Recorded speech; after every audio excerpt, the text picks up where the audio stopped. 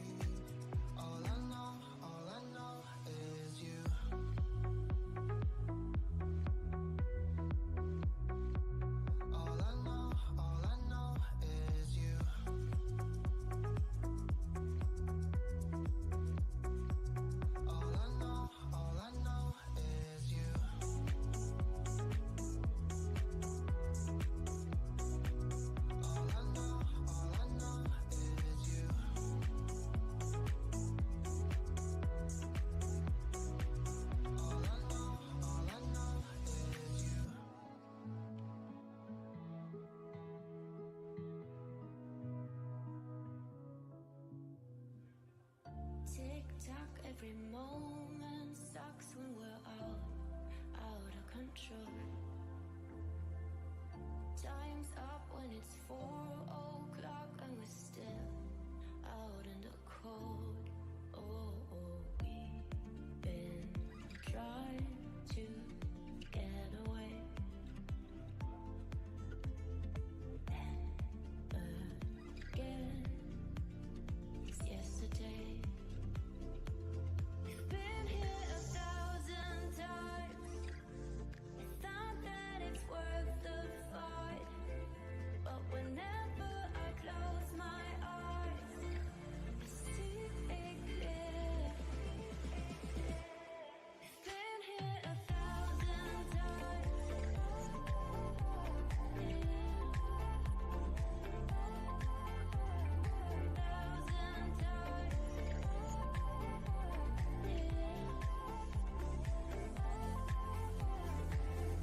Tick-tock and the world is up, but the night is still in our veins.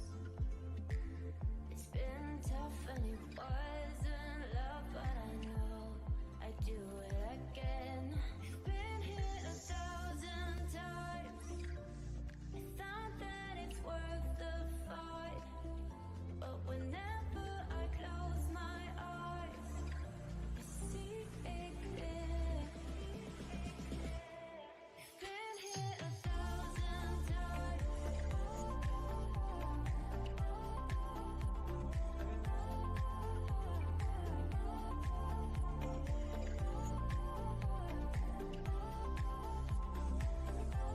We've been here 1,000 times.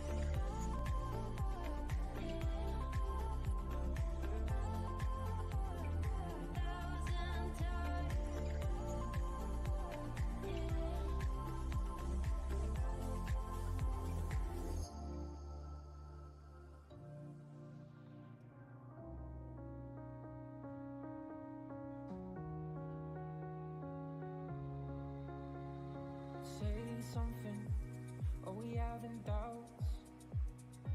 'Cause I got this feeling we should talk about.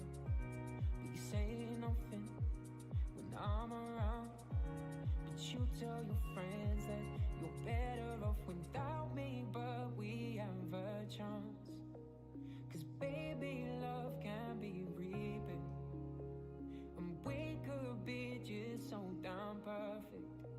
So we don't need no wake up, 'cause beauty's in our makeup. Sending me left, right, girl all night. And I just wanna be the one you love tonight. I'm going up, down, around this town. So you can call me up and we can drive around. I'm going in, out of my mind. I gotta take this moment just to make you mine. I've been that low, and all I know is you make me feel like I'm falling up. And nobody else makes me feel love enough. 'Cause you make me feel like I'm just Ladies and gentlemen, I just would like to ask for your attention for 1 second. So actually the good news is that the trains are arriving to Monaco station, so we are going to start our conference within 10 minutes. Thank you very much.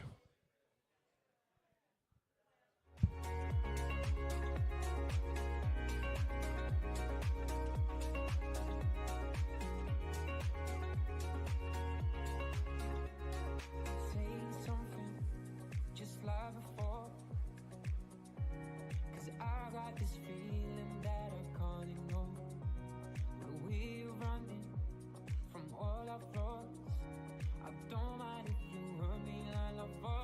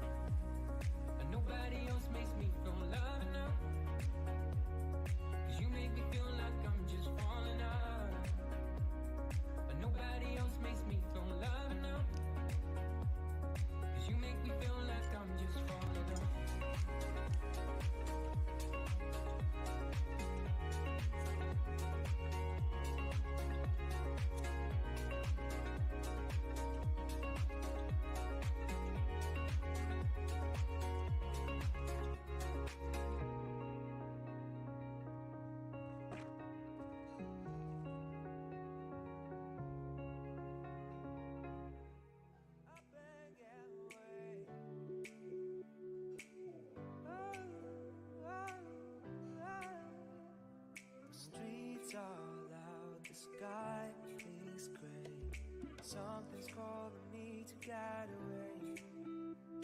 Let's pack our bags, get on this train, take it to a hideaway. We're sitting by the river, our feet in the water. They'll make you feel better. Get up and get away. Get up and get away. Get up and get away.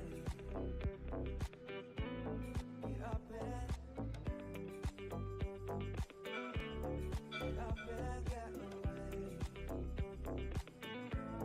We're sitting by the river, our feet in the water. They'll make you feel better. Get up and get away. We're sitting by the ocean, our hands in the water. It'll make you feel better. Get up and get away. Get up and get away.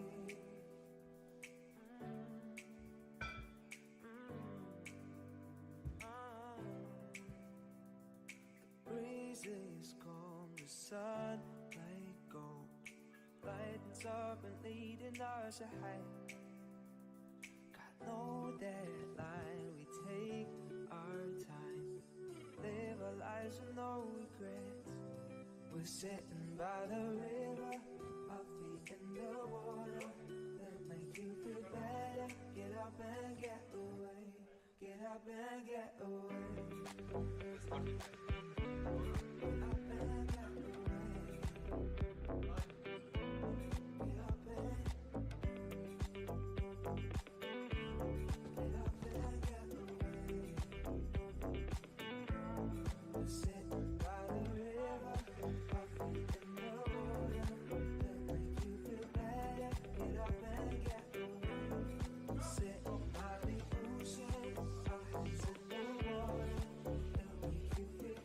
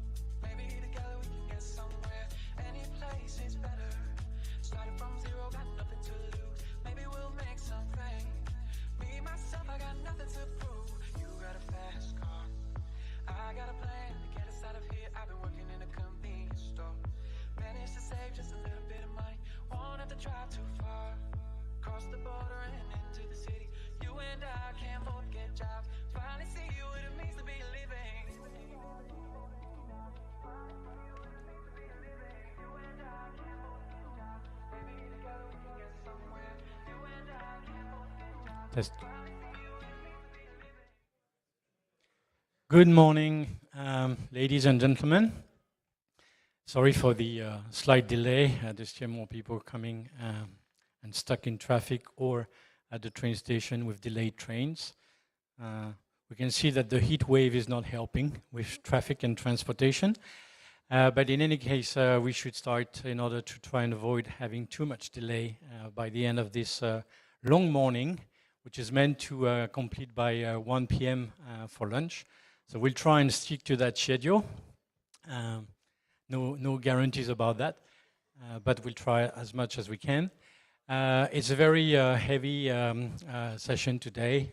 Lots of interesting topics will be dealt with and delved into of various aspects, and of course a lot having to do with artificial intelligence being one of the core topics nowadays. So that would be one of the sessions. But plenty of interesting programs and speakers. So without further ado, and in order to get started, I'd like to welcome Zillard on stage to introduce this morning's series of conferences. Thank you. Thank you, Laurent. Ladies and gentlemen, dear distinguished guests, it's my absolute pleasure to welcome you to the Yacht Club of Monaco and to the 2026 Advanced Yachting Technology Conference, held as part of the Monaco Energy Boat Challenge. As in previous years, the Monaco Energy Boat Challenge continues to serve as a unique platform where universities, startups, industry leaders, engineers, researchers, and innovators come together with a shared purpose: to accelerate progress and drive innovation towards a more sustainable maritime future. The strength of this event lies in collaboration. The challenge facing our industry cannot be solved by academia or industry alone. They require us to work together to exchange ideas, challenge assumptions, and transform promising concepts into real-world solutions. At the same time, I would like to remind everyone of the two purposes of this conference. It is not only about discussing the future of yachting technology. It is about connecting innovation with implementation, creating meaningful dialogue, and inspiring the next steps that will shape our industry for the years to come. And while the conversations taking place in this room are essential, I would also like to invite all of you to spend time on the key side, where innovation is no longer just a topic of discussion. There you can see, touch, and experience the technologies being developed by the next generation of engineers and entrepreneurs. In many ways, the future is not something we are waiting for. It is already happening outside. Thank you for being here, for contributing your expertise and vision, and for helping us continue this collective journey towards a more sustainable and innovative maritime and yachting industry. I wish you an inspiring and productive conference. Thank you very much.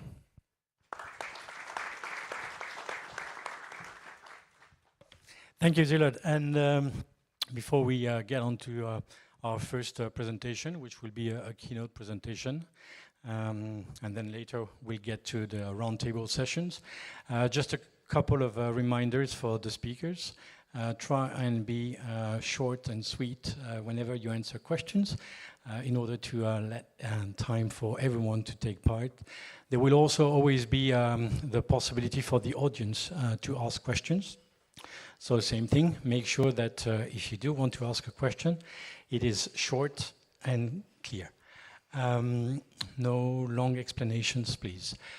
We need to keep track of the time.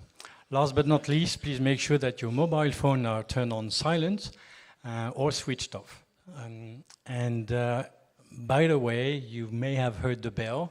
So we have this bell installed. So if you don't know the practice, if you haven't been here before, basically, if you talk too long, especially as a keynote speaker, you may hear the bell ringing, meaning that you have to basically cut it short so that we can proceed. Many thanks for taking part. Like Zillard said, We hope you have an enjoyable morning, interesting morning, and don't hesitate to ask questions. There will also be meant to be a long coffee break. Maybe it will be a bit shorter in order to catch up with time, but this is also the opportunity for everyone to be able to exchange while enjoying a break.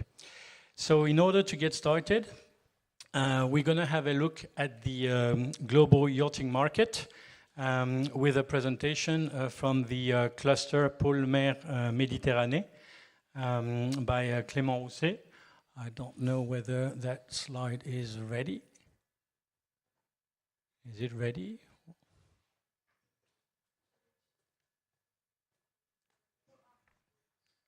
So that we can welcome Clément on stage. Well, he's already here, so please welcome Clément on stage. And then I hand over the mic to you. Thank you very much. So good morning, everyone. My name is Clément Rousset. I'm the managing director of Neptec. And so at Neptec, we design a low-carbon passenger transportation vessel. And I'm also a board member of at Pôle Mer Méditerranée.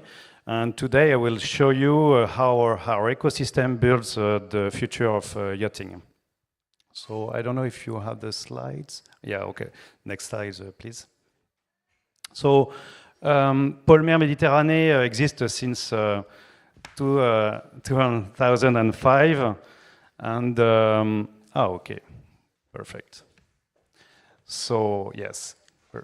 So Pôle Mer Méditerranée exists since 2005, and we have more than 500 members. Half of them are small companies. And we have already labeled more than 600 projects. 82 are already funded. And the steering committee, called the Comité de Pilotage, COPIL, evaluates every project. And my role is to represent small companies on this committee. As you can see, so you can see the steering committee with 26 members, one chair, 4 colleges, ACMEs, big groups, research and the wider ecosystem. Naval Group shares the committee, and big companies and small companies vote together equally. What does the label matter? 2 reasons. So the first one is credibility, and the second one is funding. Labeled projects gets easier access to public funding. It also proves the project was checked by real experts. And the COPIL only selects a project that fit the strategy, the national strategy. And as you know, 90% of the world trade travels by sea, and the IMO wants minus 50% emissions by 2050. And so the national roadmap, and this is our roadmap, has 3 strategical main axes, so green ship, smart ship, and smart yard. Green ship means decarbonization. Smart ship means digital and autonomous, and smart yard means more or less new materials. So 220 members work on this roadmap, and so only for the naval and nautical industry, it represents more than 100 labeled projects and more than 700 million euros since 2005. So let's introduce you some projects, 6 of them in the yachting industry. So the first one is Katana SAV+, that's the boat predicts its own breakdowns. The second one is Icaren, for example, a cover that protects the hull. No more toxic paint. Pumphy, green hydrogen for ports and easy to install. Meltem solar pontoon, fully autonomous. Biobat, bio-based material for boat building, and Flight drone delivers goods directly to a yacht. So let's now let's group these 6 projects into the 3 main strategical axes. First, clean energy infrastructure for pump fee and Meltem. The second, sustainable building and maintenance for Biobat and Karen, for example. And third, smart services for guests, Katana, SAV+, and Flight. And so if you want more information related to this 6 projects, do not hesitate to go on the Polmer Méditerranée website with all the contacts and all the details. And Monaco Energy Boat Challenge, so this is the 30th edition with 54 teams and 21 nations. I wanted just to thank you, the Yacht Club de Monaco, for this event. And just a short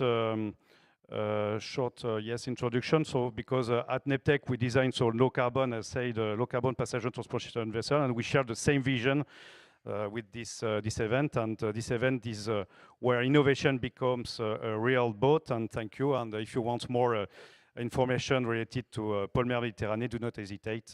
I will be here for this morning. Thank you.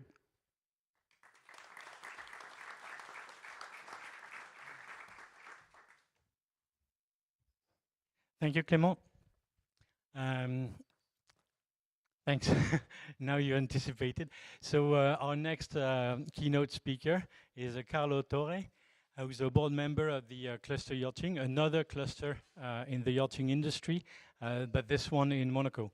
Cluster Yachting Monaco was founded by Bernard d'Alessandri about 10 years ago now, and has been very successful in developing the cluster activities of the association in Monaco. Carlo. Thank you.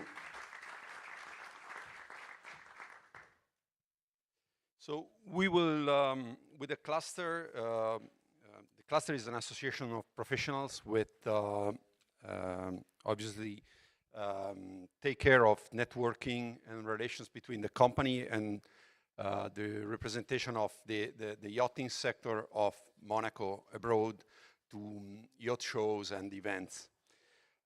Today we will present the number of the economy, the yachting economy in Monaco. The data we provide have been elaborated by the Service of Statistics from the government. Unfortunately, we don't have more recent data. Data we have are related to the year 2022 because they develop yachting data every 3 years. So we will soon have data from 2025. Data from 2022 were still partially influenced by COVID. So we were getting out and getting better, but probably we will see better data for 2025. We start with the first numbers are related to maritime industry. So they put together the commercial shipping and yachting. We see the numbers, obviously I don't keep reading the numbers. I think there is something that's worth to note, that the value of the companies in the maritime sector, we will later see the numbers of yachting specifically, but the proportion is very similar. Maritime is 5.7% of the establishment in Monaco, but it represents 9.3% of the revenues, which means obviously that revenues per company, per establishment, are almost double than the average, or significantly higher than the average business in Monaco. we find a similar proportion on the jobs. So even if, as we will see later, actually is visible also here, the wholesale trade, which mainly is brokerage, both of ships and yachts in this case, is the prevalent activity in terms of revenue. Still has a number of employees that proportionate to the revenues. So it means that it's not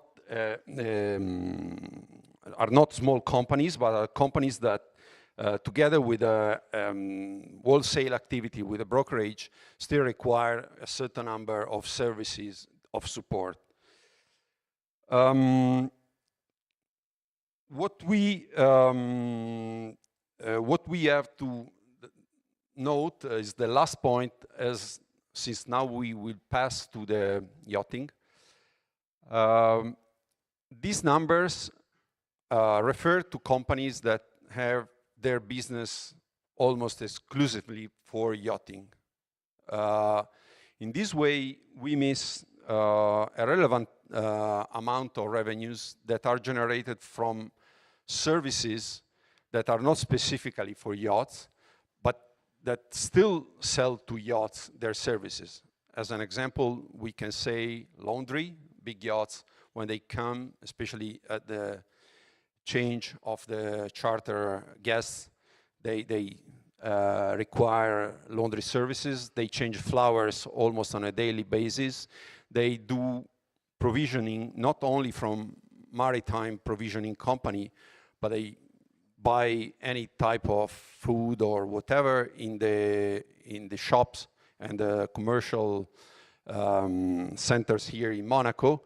So they use also services as consultant, like lawyers, not necessarily maritime lawyers.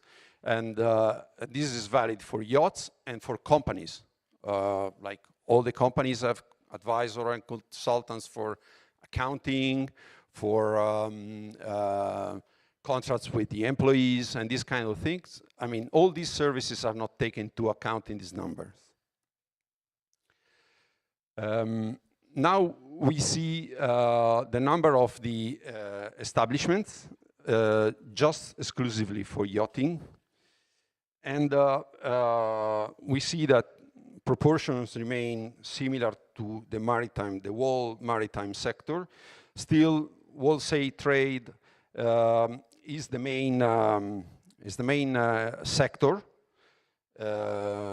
MES is the main economic sectors, and this is an international definition. So in Europe, all the sectors have the same name and the same criteria to allow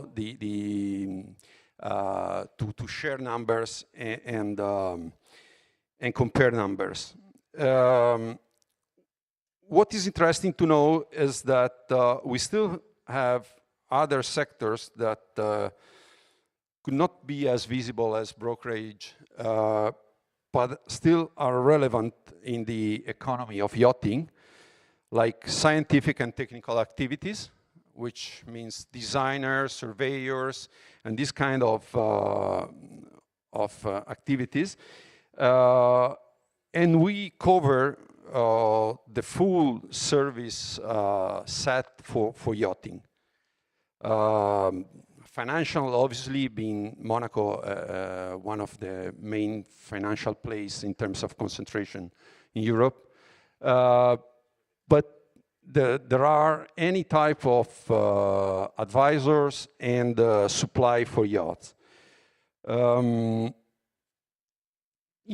What's also interesting to know, transportation and storage, the main share is related to, for yachting, to charter. So charter brokerage, charter support, any service to charter. If we pass from the number of establishments to the revenues, we see a very similar proportion. Still, the wholesale, so the brokerage, is more than 300 million, which for the size of Monaco is a big share of the global market of brokerage.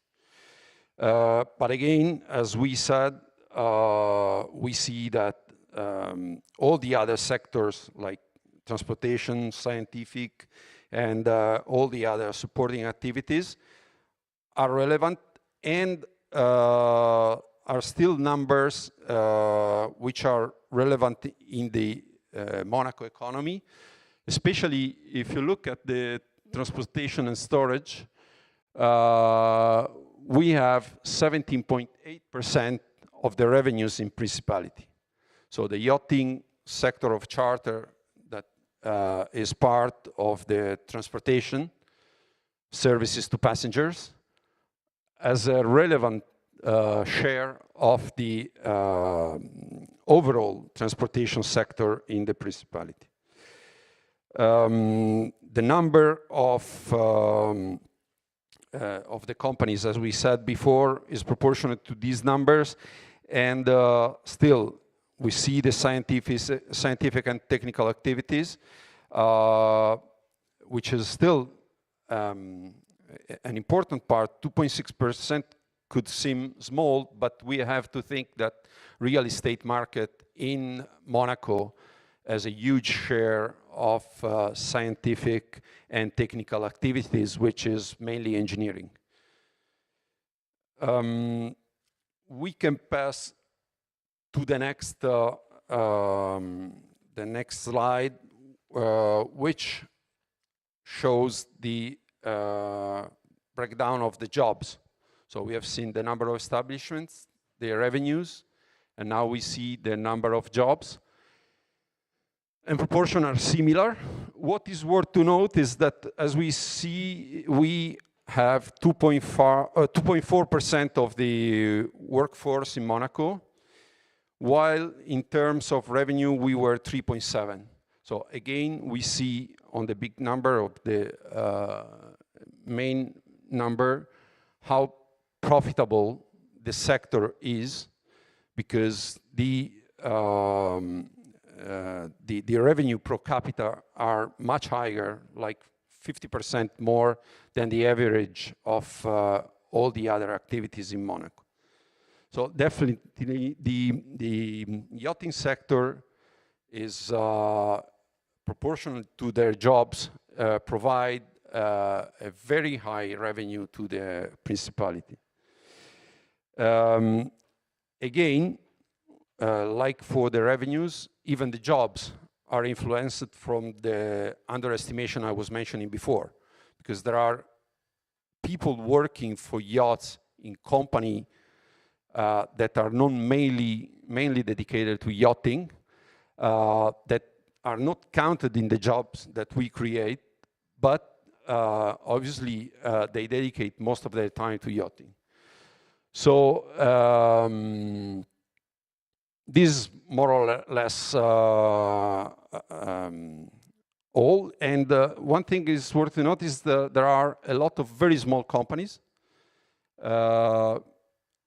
mainly consultants, because 2/3 of yachting establishments are not employers.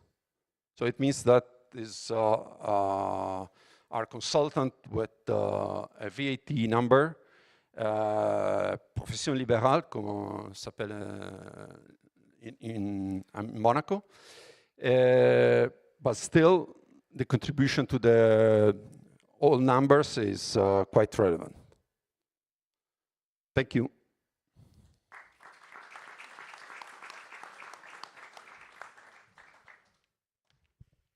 Thank you, Carlo. Great.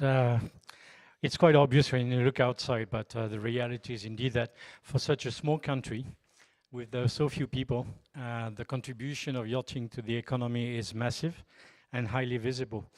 Obviously, as Carlo mentioned, events like Monaco Yacht Show have helped draw attention and attraction into the principality. And it's a trend that doesn't seem to be set to diminish, so that's positive for the principality.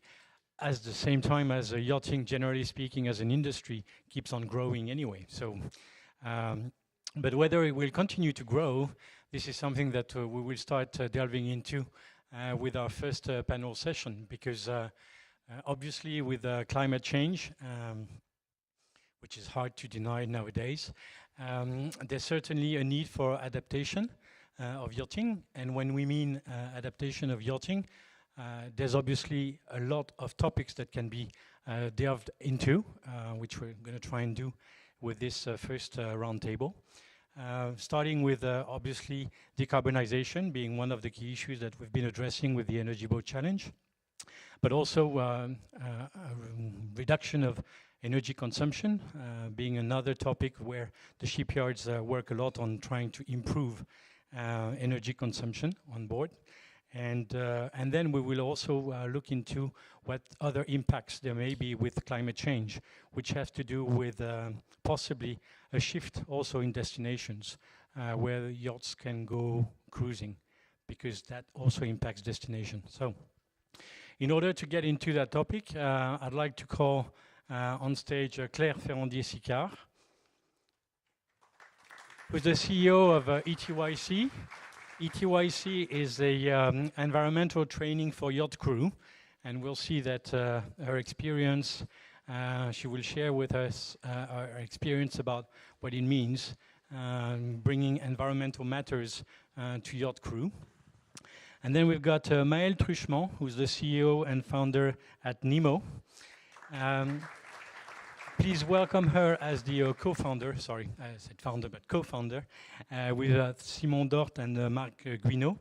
And what's interesting about Maëlle's presence here is that she actually started by being a participant in the Energy Boat Challenge. So as a university student, you know, engineering, basically took part in the Energy Boat Challenge, and then decided to set up a startup in Monaco. So Nemo is a startup and has already been a finalist at the Monaco Tech. So a warm welcome and well done. And then we've got Jacopo Senarega, who's the project manager in research and development at Azimut Benetti Group. And I guess there's no need to really introduce Azimut Benetti as a group. One of the major, if not the largest, builder of yachts across the range, from obviously smaller units within the Azimut range up to over 100 meters with the Benetti yachts.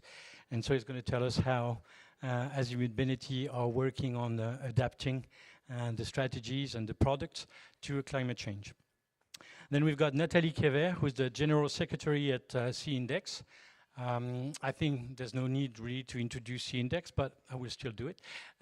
So it's the Super Yacht Eco Association, which was founded here by Bernard Alessandri now about, 10 years ago.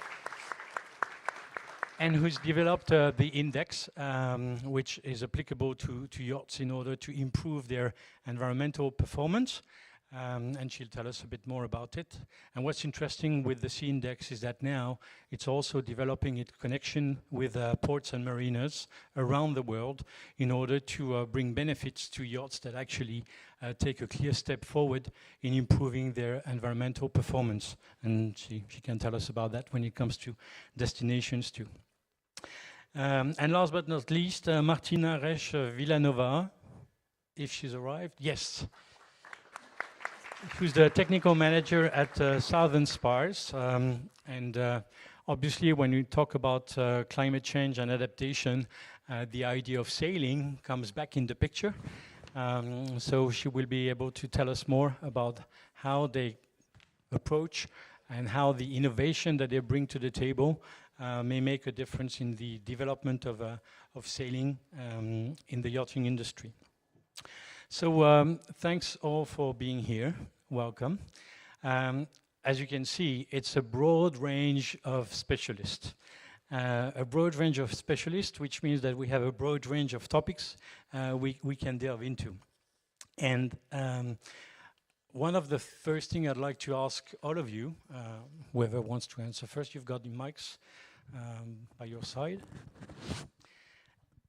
is when we say climate adaptive yachting, what is the first words or the first impression, what it makes you think of? What's your gut feeling about adapting yachting to climate change? One after the other. Yeah, I can Sure. start if you want, if you all agree. I think about new technology. Obviously, we definitely need to support the action of people with technology. Without the technology, we will not be able to adapt to climate change. Okay, I'll go next. For me, it evokes infrastructure. If the climate, climate's changing, and the infrastructure has to be up to par to be able to accommodate the climate change, whether it's rising of the seas, so that they can accommodate the yachts that come to see them. So for me, it's infrastructure. So when you say infrastructure, you mean, as you said, like flood and the likes? The marinas and the ports that these yachts visit have to be adapted to the climate, so that the yachts can carry on visiting these ports and marinas. It's not just about the yacht adapting, it's the whole ecosystem. Okay, thank you. Next. I would also add innovation and decarbonization in addition to everything that has been said. So innovation to tackle the challenge we are going to have to adapt to the new climate, and decarbonization because we need to build yachts that are more adapted to reduce emissions and achieve the sustainable goals that we have. Thank you. Jacob? I would say future-proofness. I mean, to be adaptive, we must be ready for the future. And so innovation is for sure one of the main things we are working on, especially for my role as R&D project manager. And so the overview of the future of yachting passed through this adaptation. But innovation when it comes to decarbonization and making sure that the yachts do not pollute anymore? Is that the objective? Yes, it is part of the journey, of course. Okay, we'll come back to that. Maëlle? And yeah, for me, that's, I will join all my colleagues, like it's really talking about infrastructure, innovation, technology. It's about ecosystem, so how you evolve the ecosystem for present challenges, but also future challenges, being able to evolve not only on yachts, not only on ports, but also on marinas and all of the infrastructure that is beyond the boats. Thank you. So that gives me the opportunity to ask you about data then, because all of you talk about innovation, about technology, about evolution of technology to make it decarbonized. How important is data collection on that front? Which I think, obviously, Maëlle, you can talk about, but also Nathalie about the index. Maëlle? Yeah, for sure, data is really important. For me, it's a powerful mean for communication because data backed all of your sayings. So a lot of people are talking about sustainability, innovations, but if it's not backed by real data, that's hard to tell as a message. And for me, data is really inside everything. Like you cannot act on what you cannot measure. So as soon as you've got data that is in front of you, you can see, you can have visibility on what consumes where and how to act on that. And it's also joining the certification side because when you certify boats, if it's not backed by real data, by real monitoring, data-driven approach, then it's harder for people to believe in what certifications means. So maybe I'll let Nathalie go on with that subject. Thank you, Maëlle. Totally agree with what you've just said. And if I could add, I think that there's two ways of looking at the data. There's the data, the personal data that belongs to the yacht, so on a micro level, so for the owner or the management company, so that they can make informed choices to go towards decarbonization or mitigation of impact. And also on a macro level, we're still, we still have these discussions where the sector, we have not peaked in our emissions yet. But yet it's very, very difficult to measure it because there's not a consensus within the sector. We keep talking about it every conference. There needs to be consensus, but we're still not peaked. And I think on a macro level, other than the greenhouse gas studies that come out from the IMO, we have nothing. So the last measures that were taken date from the fourth greenhouse gas study of 2020, based on figures of 2018. And for yachting, it amounted to about 5 million tons of CO2. But these are the only figures that we have. And until we can measure it on a global scale, then it will be very difficult to try and see where the goals need to be. We all say, oh, we'll net zero by 2050, but that's certainly on an individual level, and that's what we're trying to do with certifications for the yachts, is that they have it in hand with the data, whether it be with data loggers, whether it be on constructor data, and then individually people can decide what they can do. Thank you. So when it comes to that type of data, obviously you use data in the shipyards, right? In order to work out the objectives for your innovations. What kind of data do you track, and how do you turn that into concrete solutions? Both of Jacopo and... We are working a lot at the moment on hotel loads, so it's something that we know that we have to tackle, because we did a lot about naval architecture in the last years, and we know that hotel loads are the big whale to be hunted. So we are collecting data from basically all the ships we are delivering for the Benetti brand, and we're working also on azimuth models to understand what are the actual consumption on board, to understand what are the real, let's say, consumers. We know that air conditioning, for example, is something that is related to climate adaptation, because the high temperature is increasing, and the extreme events of heat are becoming more frequent. So we know that for sure air conditioning is something that we have to fight somehow. And so hotel loads is what we are collecting from our sailing fleet. Okay, before please go ahead. I can add for our side that we build what we call the engine above deck, so sailing systems. We focus mostly on collecting data on performance and also loads, so we can understand better what are the loads on our structures to prevent failures and everything. But at the same time, we are moving towards making sailing or using sails and the wind power more accessible to any kind of yacht. So we are also using all this data to make our sailing system more autonomous, and then you can easily trim everything or all your sail area with just buttons. So we are just working towards that, so to be able to install more and more sailing systems to all kind of different super yachts. Thank you. Automation, what you mentioned, is something that we will talk about also in the other upcoming sessions. But I think it is an interesting aspect that everyone can talk about, and we'll see how it impacts as well the yacht crew. But AI, automation, gathering data in order to improve the performance of the systems. What's interesting about what you said, Jacopo, is with heat waves, obviously there's a need for more air conditioning, while at the same time air conditioning obviously uses a lot of energy on board. We know that overall it's actually the main, even more than propulsion. The need for energy consumption on board is air conditioning. So we have a bit of a paradox here. And how do you think about that, or how do you address that? The fact that you need more air conditioning, you need to improve solutions, data, while reducing energy consumption. Thermal comfort is one of the topics that we are already working on. I mean,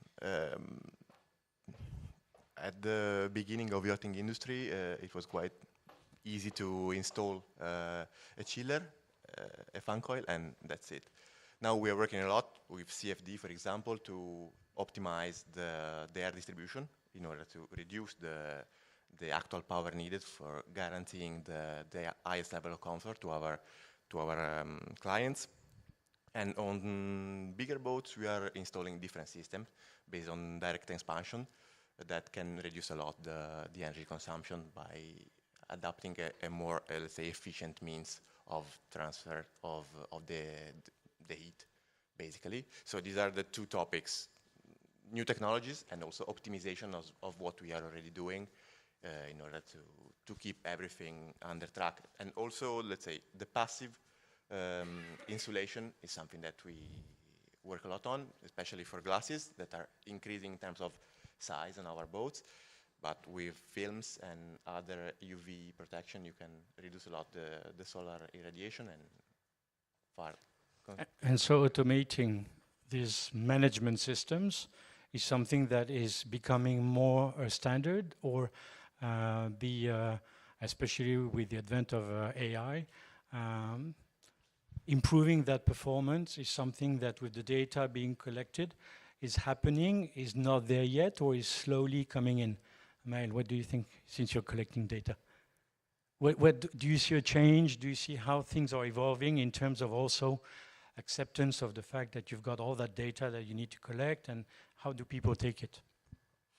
Yeah, honestly, I don't really know how to answer that question, because we are talking about data. We have a lot of data everywhere, but it's how you take that data to really push things forward to having a great impact in terms of energy monitoring, optimization, as we were talking about that, and also actions that you can have on the sector. So for me, there is a lot of data. Now you have to make that data speak.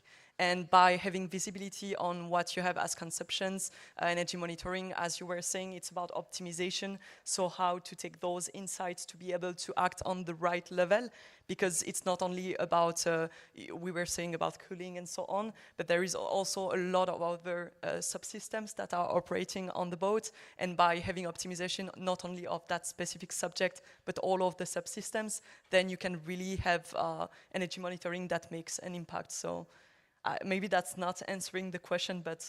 No, it does. Yeah, it does okay. answer the question, which brings another paradox, because we're talking about automation, AI, which we know AI consumes a lot of energy to be able to operate. So we're getting into another paradox here. But before we can get back to that part of the topic, I would go back to the human side of things.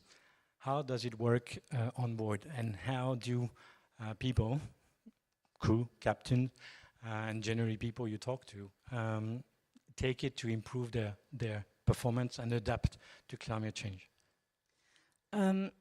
Actually, we are combining 3 types of action with our clients. And we have the perfect example on the port right now, the boat called Madame Kate, which is right here. It's an AMELS yacht, and actually we train the crew in terms of mindset, how to reduce the impact on the environment by their own actions on board. So obviously we developed a digital platform to collect the data and to track the biggest impact of the boat. And also we help them to put the new technology on board to help their actions, to support their actions, because I give you an example, but if I tell you it's better to switch off the shower when you go to the shower, when you are putting the soap on you, but if I tell you that it's automatic and you don't need to do it, because, for example, on the boat you are doing stuff 20 times a day, and you are so exhausted that asking the crew to do even more by taking care of the environment for them is too much. It's not their job. Their job is to answer to the guest, and the guest demand could be at 4 a.m. in the morning, no matter the impact on the environment. This is what we have to keep in mind with the yachting industry. And this is why we are trying to not add more action and more things to do for the crew, because otherwise they will reject it and they will say it's not our job, it's not mandatory, we are not going to do it. So this is the reason why we are really trying to collect all the new technologies. We are obviously in discussion with Nemo for new collaboration as well with Marc, because we think that the new technologies can really support the action and help the crew to reduce the need of doing something. But this is the way we are trying to help the crew. Thank you. So then the question being, okay, the crew, you need to help them do it so that they don't even have to think about it. But then the question comes to the owners. How is the thing, how is the perception, or how the implementation? Because when you talk about new technologies, innovation, innovative product solutions, new apps, data being collected, obviously everything has a cost. Not even talking about the energy cost, but talking about the financial cost associated with it, and the willingness to do it. So how is that evolution taking place or not taking place when you actually talk with owners? This is a question more on the shipyard side, but also to Natalie on the C-index, because you're being confronted with that problem, I would say, on a daily basis. Whoever wants to answer first. Well, maybe from an owner's perspective, although owners are certainly in the room, and probably best to ask them directly. But from my dealings with them, we have more and more owners who are coming to us at design stage, which is new. When we first started the Sea Index, it was mainly a tool for existing ships, and they wanted to find out. Now, and we also work with different shipyards, nobody wants the surprise at the end of the line to find out that the yacht is impactful, etc. So, and the owners included. So we're seeing more and more of that they want to find out, again, for pragmatic reasons that we've discussed here many times before, retaining the value of the asset, be able to insure it and resell, etc. But also because they want to know, as consumers, which we've always upheld here at the Sea Index, is to give the information to owners so that they can make the educated choices. And when you buy these assets that are 50 million, 60 million, we think that they have a right to know, and they're more and more taking grab of that information and being actors of their own yacht before it's delivered. Thank you. Jacobo? Yes, I would like to give you the perspective of smaller boats, because as you correctly mentioned, we build also smaller boats, and in that case the impact of new technologies may be even more, let's say, high in terms of price compared to the total value. What we found out is that if we are good at providing also a positive side effect in terms of comfort, for example, is something that we are able to spread quite widely on the range.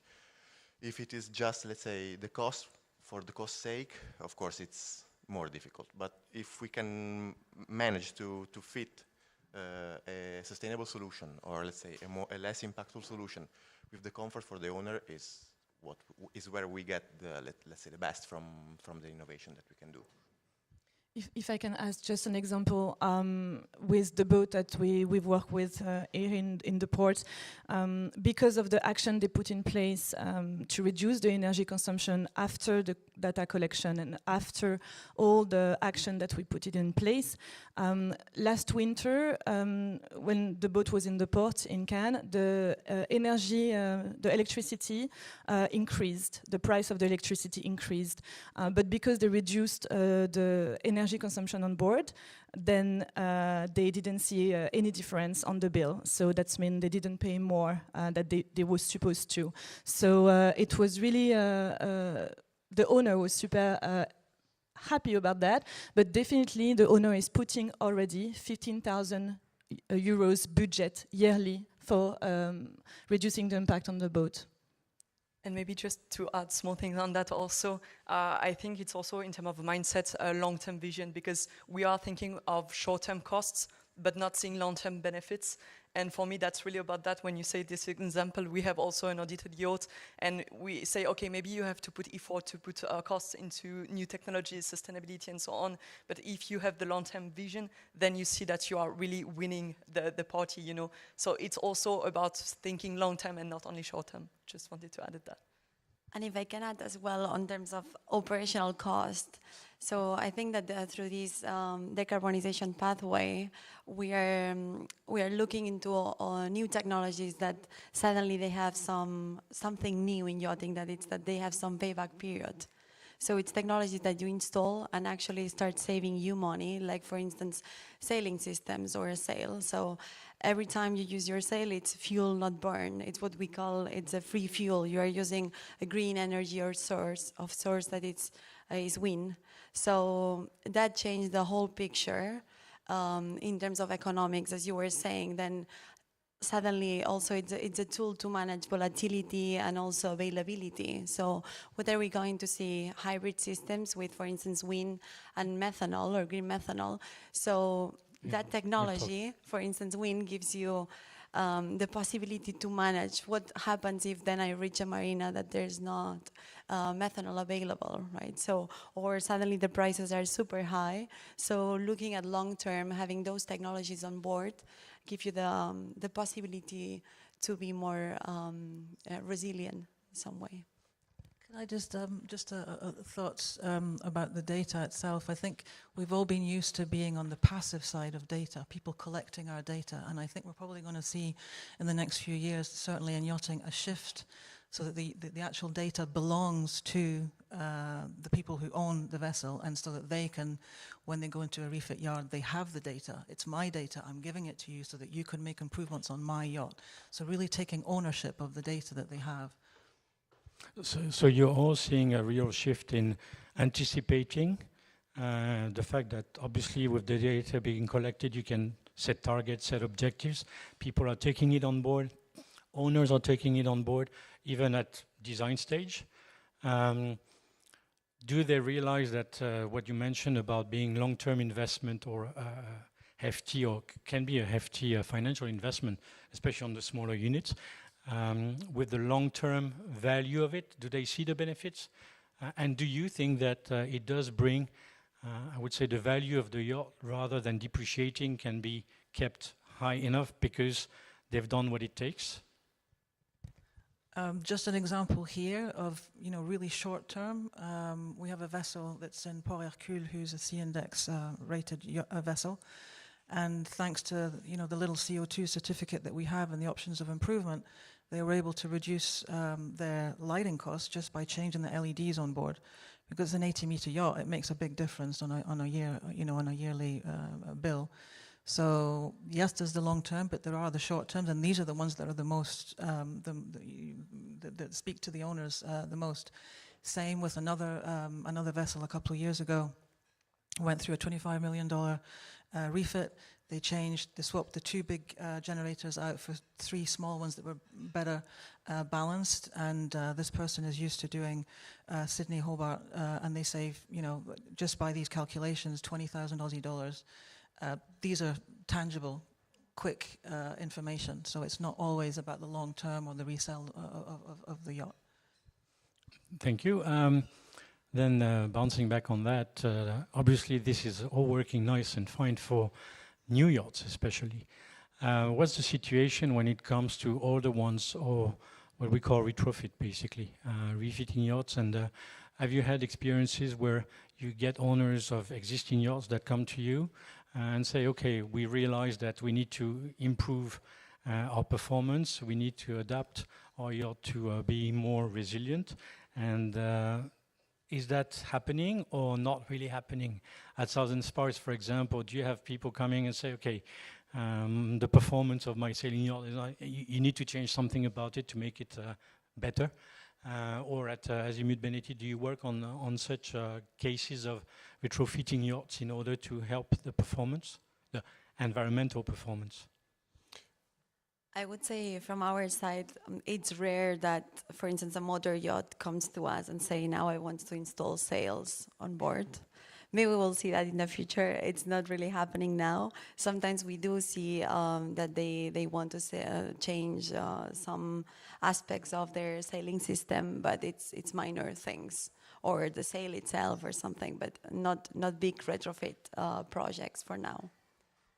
Jacopo? Since we have a refit company in our group, that is Luzben, we are actually trying to exploit what we did on new projects from our R&D department for retrofit, especially on legacy Benetti, for example, that were built and delivered in early 2000. We found out 5, 6 possible, let's say, interventions that may be beneficial in terms of energy efficiency, first of all, and furthermore, also running costs and everything, starting from glasses that can have a strong impact, air conditioning as well. Also, some sort of electrification to provide zero generator in certain condition. These are solutions that can be offered also as a retrofit. Maybe bigger intervention can be, let's say, more difficult, but these are quite easy wins. Okay, well, yes. Sorry, I have an example of what I think the new, one of the new era of the yachting will be reusing and rebuild, retrofit with old boats to make them as new boat, as for example Ocean Co is doing and have done with the new H3, who was like a very old boat. What they've done is brilliant, and there is benefits not only for the shipyards, because instead of the owner went to buy another new yacht from another shipyard, because the shipyard he wanted the yacht was already busy and full, and also so he was supposed to wait like 10 years to have his new boat. Then the retrofit is giving the owner the opportunity to have the boat in a shorter time, and to have it as a completely new, and I think also this helps to reduce the impact on the environment. Rebuild a new yacht is more impacting than using an old yacht and remaking as new. So I think this is something that we will see much more in the future. Thank you. Yeah. Just one more thing about the older vessels. We have many owners that come to see us, and they're a little bit worried about what their C index is going to be with an older vessel, and sometimes they're surprised. I've said this to Laurent before, but it's not because you have an older vessel that the CO2 impact is going to be more than a newer vessel. These are fallacies that have to be demystified, and the only way to know for sure is to get certified so that you can find out. And we have some older vessels here in the marina of the Yacht Club, classic sterns, end of the 60s. Times were different. It was slow yachting back in those days. Generators that were more balanced, and it was a different style of yachting, and the only way to find out is to get certified, and sometimes they have very good surprises, and they have benefits to go with it. So, thank you. I still have two questions, and we'll go back to infrastructure, which we started with and haven't gone back to yet. But on the data side, Maëlle, when you develop your startup, and obviously need to get people to agree to gather data. How difficult is it to get them to agree? And once you are in a position to gather the data, how do you work with the rest of the industry in order to be able to share that information and help them also work on their solutions? Yeah, when we talk about collecting data, that's always a big subject of confidentiality and who has the ownership of the data, and this is why at Nemo we really put emphasis on the fact that the owner of the boat has the ownership of the data, and the owner can say like, I give you that part of the data, but that part I want to keep it for me. So we need to respect that, because if we do not respect the data property, then we won't have any change afterwards. So talking about that, as soon as we've got the data, we are able to work on that with the expertise to have an energy management optimization, data-driven approach that allows us to see where we can have an impact. And discussing, for example, we have the ongoing discussions with the C-Index.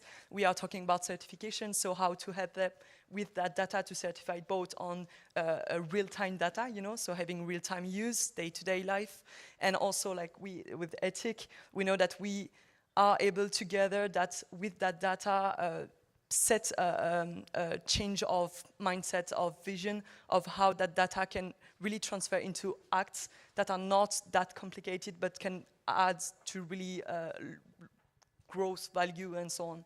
So yeah.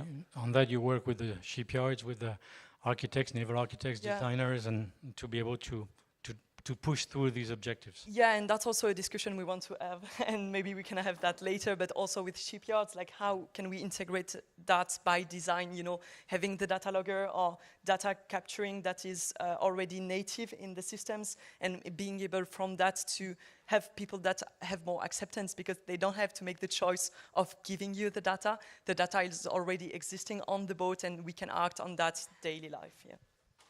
Thank you. In order to try and stay within time constraints, we did talk briefly about infrastructure, and you all mentioned electrification being one of and the fact that yachts are using generators outside, especially in marinas, and we know that regulations are changing this type of approach in order to push electrification. you see that in terms of renovation of marinas as one of the key points to address. Nathalie? You've seen that with the C index, talking to the various ports, so is that something that's happening really, or? Well, yes, many ports are trying to find the funds to electrify their quays. We've actually proposed some options that they can do, you know, with regards to, we have advantages for the C index, the rated vessels. Some of them are thinking about actually putting the money that they are saving on these less impactful vessels coming to their destinations and putting it in a pot towards electrifying the quays. So they're definitely thinking about it. Some of them are discussing infrastructure to be able to refuel with alternative fuels. Port Vauban, for example, the whole thing with hydrogen, etc. I know that it's not applicable for larger yachts. We've had these discussions many times, but for the lower segment, smaller vessels. So yes, they're thinking. Of course, they also have to adapt to the rising seas. That's maybe something that's even more important, because they've been, you know, they were built in a time where the sea was at a much lower level, and they have to be resilient for the next 50 years or 100 years. So that's maybe more pressing. Which gives me the opportunity to mention to everyone that you should be here tomorrow, since we'll be talking about these electrification and alternative fuels and solutions, battery systems and everything. So take part, you'll see it will be an interesting conversation as well. Okay, one last question before we turn to the audience for 1 or 2 questions max. We talk about the fact that it's an uncertain maritime future because it may impact destinations. Because when we think about areas like the Indian Ocean, the Maldives, for example, do you, from your experience, from talking to people, clients, owners, captains, do you see that there can be an impact on destinations and whether there will be a shift? I mean, will the Caribbean remain the Caribbean? Will the Med still be the way it is? Or how do people react to that evolution of especially heat waves, rise of the oceans? One last feedback from each of you, if you'd like. If I may, we wrote an article on the C Index website back in February called Rethinking Latitude, and we interviewed Maiwen Beadle, the Ice Queen. I don't know if some of you are familiar with her, and also Professor Stefan Gosling from Linnaeus University in Sweden. And when we rethink latitude, sometimes me, first included, thinking, oh, well, you know, maybe the north of Scotland will become the new Saint-Tropez. It's not going to work like that. It's definitely not going to be working like that. But I invite you to read the article, because they have some fantastic insights on what they and what they believe and what is actually happening with climate change. Specifically, Stefan Gosling, he's a world-renowned specialist on tourism and climate change. Thank you. I want to say, as soon as they are not directly impacted during their holidays, there is no action or no changement. I don't see that. In my experience, when I was working on board yachts, I could see that during 8 years we were going to Capri every summer. And it was getting warmer and warmer, and some days the guest wasn't going outside of the boat and was staying inside with the air conditioning. So, and that is also that we can see the climate change is not only the heat wave, but also it's a stronger climate, like stronger storms, like we could have seen with the disaster with Bayesian sailing boat. So this is, I think, this kind of event that will impact the consciousness of the owners. Otherwise, we are still working with port and marinas that doesn't know how to sort the waste for the boat. So we are talking a lot about new technologies and hydrogen and all of this, and we are in some areas very, very, very late. So there is still a lot to do. Thank you. Question from the audience? Yes? Thank you so much for this insightful discussion. Anastasia Luchenko, Ad Astra Journal, Monaco. I have a cross-panel question. What will define a luxury yacht in 2035, in your opinion? Thank you. I have a very good idea of that, if I can answer, but I would say the yacht that is autonomous in terms of energy, reusing the energy already creating by the yachts. So that means reusing the heat to warm the water, and reusing the cold from air conditioning to cool down the room. I see a boat which is completely autonomous without impacting and giving back to the environment instead of just taking it from it. So this is what I see in the future. If I can complement what Claire was saying, so that and the ability to be able to go wherever they want in the world, to be able to visit marine protected areas, etc., that will define what sustainable luxury will be in the future. And if I can add just one final thing on top of everything, I would say aesthetics as well, not compromising aesthetics with all the new technologies and all the new additions of energy efficiency. Thank you. We'll talk about design and AI in forthcoming session. So everyone should stay around to also listen to that one. Any one last quick question? I'll get to the closer one. Bonjour, thank you. Vincent Huens from Covership Monaco.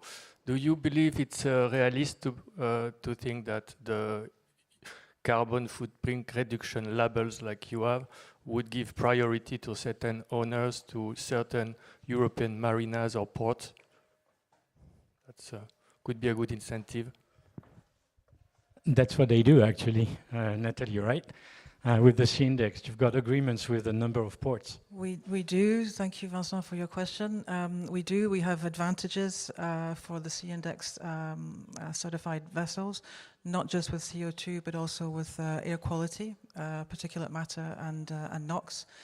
And we also have in the works for underwater radiated noise. So the idea is to have a passport, as I was saying. So destinations will be more favorable to these yachts that have the passport that allows them to go to these areas. And yes, with the advantages that go with it. Yeah, people are being very inventive about how they can attract people to their destinations based on their sustainability credentials.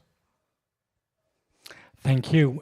We didn't really touch upon the regulation side of things, but we have other panels where we also have classification societies taking part. So this is a conversation that can be taking place also during coffee, and we will bring back to them is what regulators are doing to drive things forward or impose without imposing, to make sure that things are going to be better in the future. Many thanks to the five of you. I hope you had an enjoyable session. Before there's the break, since we're a bit behind time, but we're pretty good on catching up. I'm going to call Zila to come on stage because he's going to talk to us about the Digital Yacht Week Award. But before, please welcome them back to their seats, and thank you again. Oh yeah, I forgot that one. So you have to, yeah, that's the tradition. You stand in front together so we can have an official photo.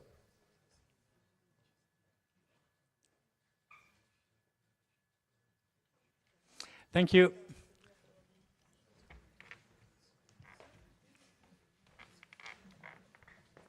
Zilan, back to you. Thank you very much, Laurent. So, ladies and gentlemen, today we are gathered to celebrate the conclusion of the first Digital Yacht Week, a competition which is organized for outstanding creativity, innovation, and vision demonstrated by young talents from all around the world. And now we are organizing an award-giving ceremony as part of this conference. The Digital Yacht Week was created by the Yacht Club of Monaco in partnership with the Digital Exhibition Group with a clear objective: to provide a global platform where the next generation of designers can share their ideas for the future of yachting. bringing innovation, sustainability, and digital technology. The competition encourages participants to challenge conventions and imagine new possibilities for our industry. For the Yacht Club of Monaco, supporting initiatives such as this is particularly important. Innovation has always been a key driver for progress in yachting, and the future of our industry will depend on our ability to embrace new ideas and empower emerging talents. Through the Digital Yacht Week competition, we not only celebrate creativity, but also create opportunities for the young visionaries to engage with the broader yachting community and contribute to shaping the yachting industry. This evening, we are here to recognize one exceptional project and to announce the winner of this edition. Before we do so, I would like to invite on stage the creator of the platform and the founder and CEO of Digital Exhibition Group, Dario Raigili, to share a few thoughts with us. Please welcome Dario on stage.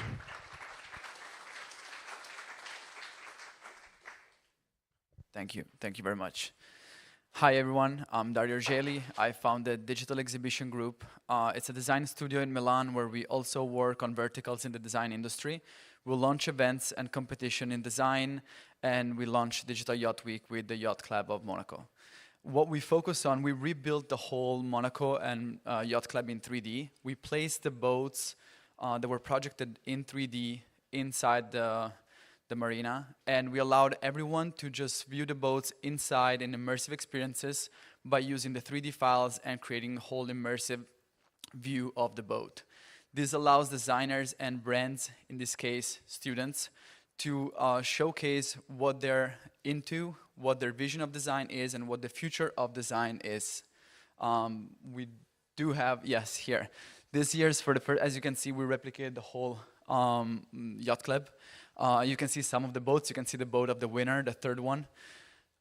This year we selected 14 students from 6 institutions. We had 9,000 visitors online in the first 4 days. And on average, each visitor viewed 10 boats each. This allows us to give a chance to designers, in this case students, to showcase their vision of design and have their projects not only on a PDF document, but actually being able to experience it. So thank you very much. Thank you very much, Dario.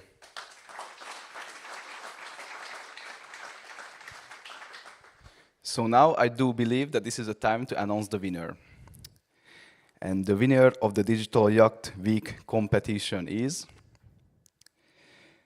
Marco Bonfiglio. Congratulations.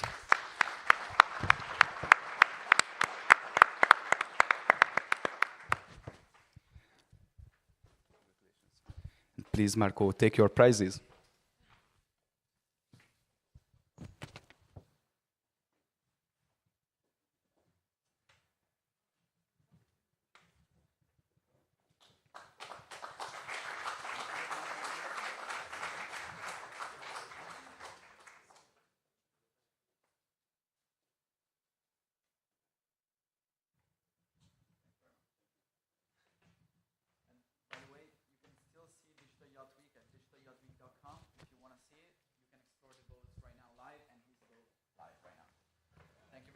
Thank you. And I also would like to invite Marco to share a few words about his design and the vision behind it. Thank you so much, Gilad. Thank you, everyone, to be here. I'm honored to be here, actually. I'm thrilled. And I wanted to thank you, Dario, for his vision to giving students and young designers the chance to create something unique. And this is the project I wanted to present you. It's called OW. I come from EID Barcelona. I started in Spain, so we wanted to give a new vision of architecture in Barcelona, characterized by Catalan modernism. We wanted to create something shaped by architecture, but at the same time relaxing retreat for the guest of W Barcelona, because in collaboration with Hotel W Barcelona. I wanted to create something inspired to Gaudí architecture, but also modern architecture, sinuous line, curves, shapes and surface like this, like Zaha did, for example. I have a background in architecture. And this is the final result. I'm very happy to present it to you. We wanted to create this catamaran, a 31 meters catamaran. And in a lower deck, you see here, as Dario said, if you go on the website, you can have a virtual tour inside. There are a spa area with massage, relaxing. It starts to go from the port of Barcelona, Marina de Portbell, to the port of Sitges. The upper deck is characterized by room for relaxing massage, and it's thought like a floating island, relaxing island on the sea. This is the main sketch, the quick sketch that I did, because we wanted something that could be bold, but at the same time seamless, that could actually give a solid idea of what modern Catalan and modernist Catalan is. And yeah, I mean, as you can see, some of the view, the two terraces that are, we can open the terrace like that, the shape of the window on the side of the catamaran. And everything is thought to be relaxing, everything's thought to be lived by the guest in the most peaceful, actually relaxing way. Thank you so much. Thank you so much.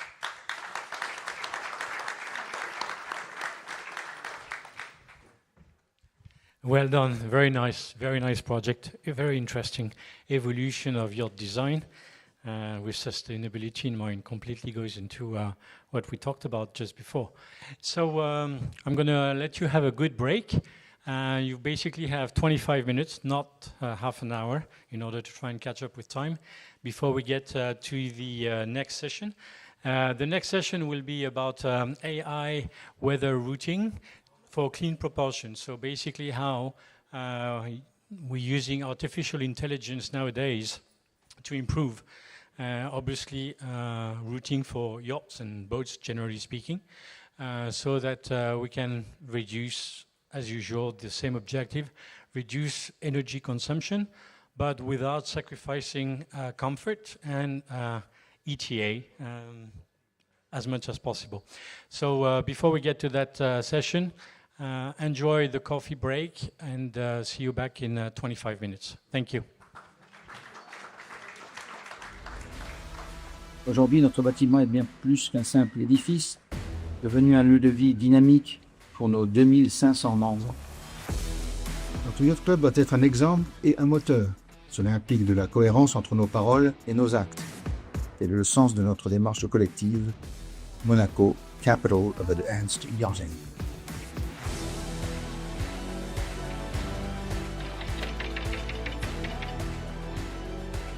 La performance sportive se cultive dès le plus jeune âge et je suis convaincu que le sport est l'un des piliers de notre société.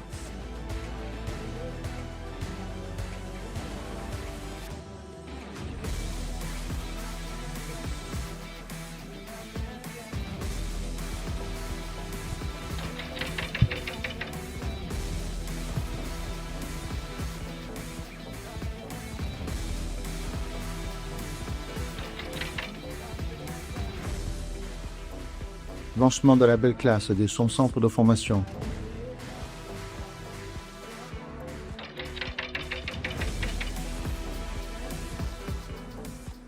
Je souhaite que nous maintenions le cap avec enthousiasme, passion et détermination.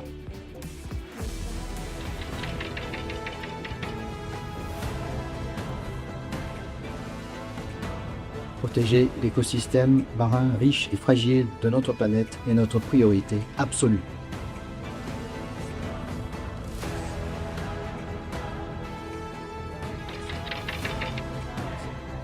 Le Monaco Energy Boat Challenge illustre parfaitement cette volonté.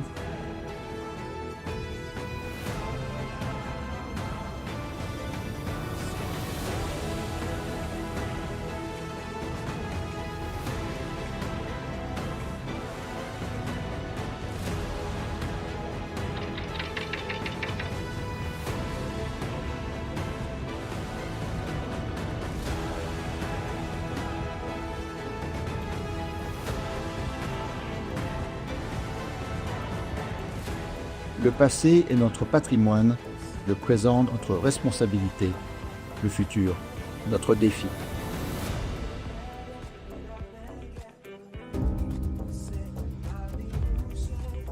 our oceans are under serious threat.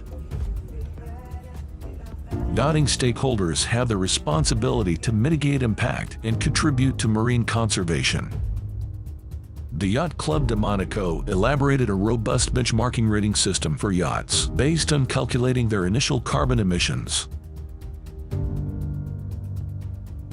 This C index offers carbon certification for all yachts over 25 meters, a process independently verified by a maritime class society. We are very proud of being accepted in this association and to have achieved 3 stars, because that tells us that we are heading in the right direction. Join us in this crucial endeavor for a more sustainable maritime future. Reach out to us on the C Index website.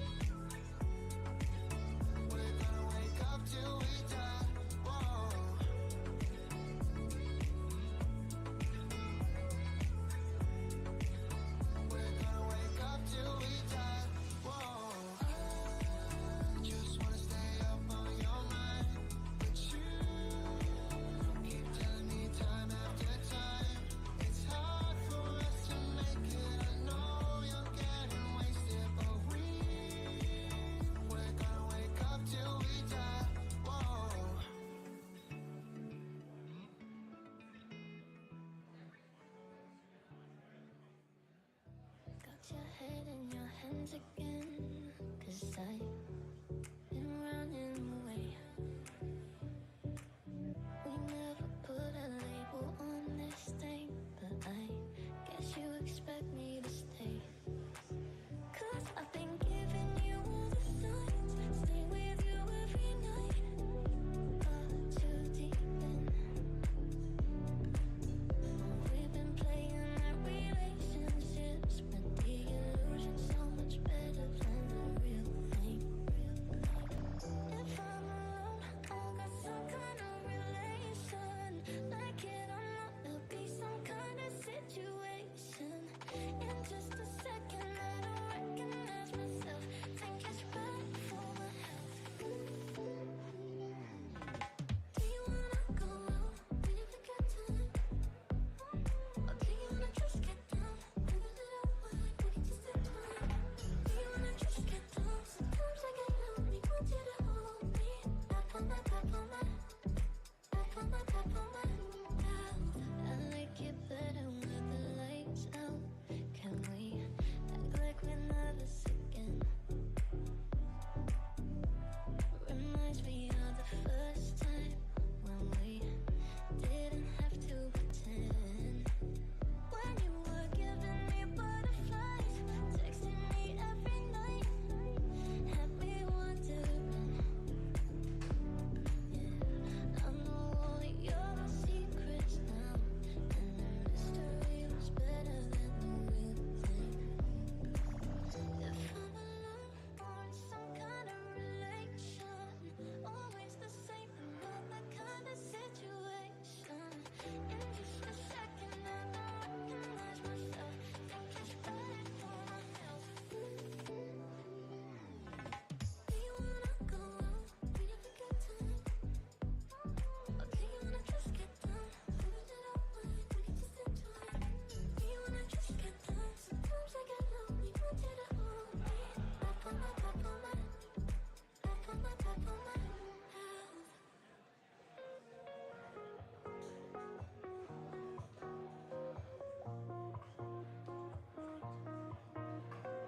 Oh, we're running low, but I'm trying to keep my cool. Out of control, since I met you. Oh, I wanna know, I really wanna know what it means for you. I just wanna hear your voice, but my phone goes dead. Oh, if I just had a choice, but my phone goes. I just wanna hear your voice, but my phone goes dead. My phone goes, my phone goes dead. My phone goes.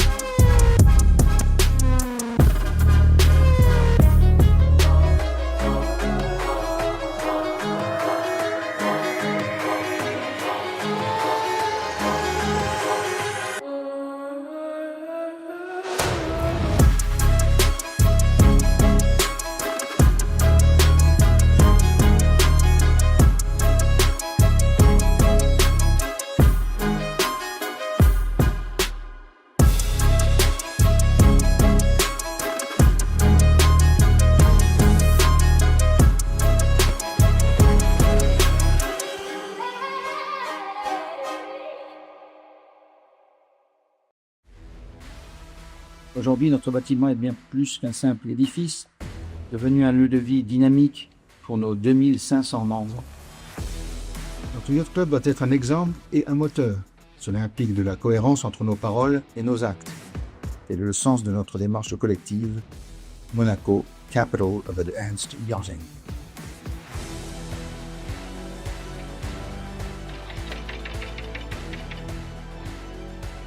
La performance sportive se cultive dès le plus jeune âge et je suis convaincu que le sport est l'un des piliers de notre société.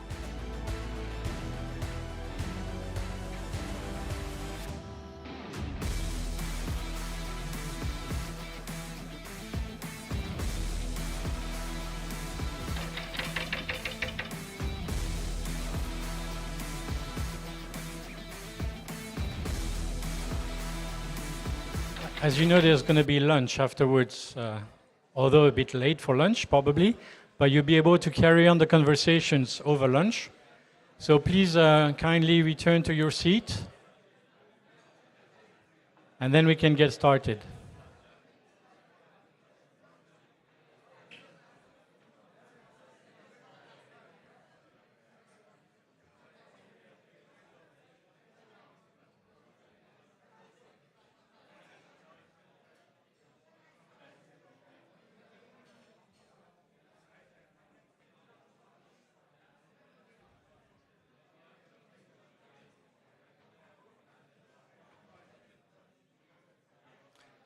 So far, less than 10% have returned to their seats. Can we make sure that the other 90% come back as soon as possible? Please. Otherwise, I'm going to have to ring the bell.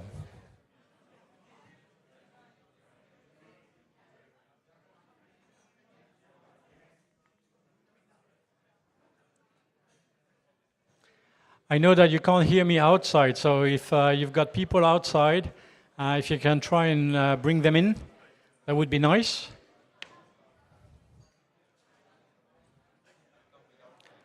And for everybody else who's still sitting by the bar, please come to the conference hall. We've got our speakers already in place.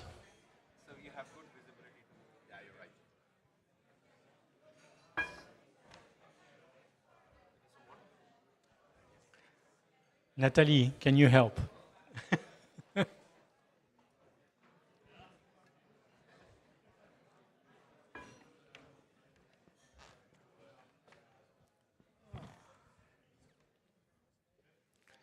Slowly coming back in. I give you another minute and then we'll get started. Thank you.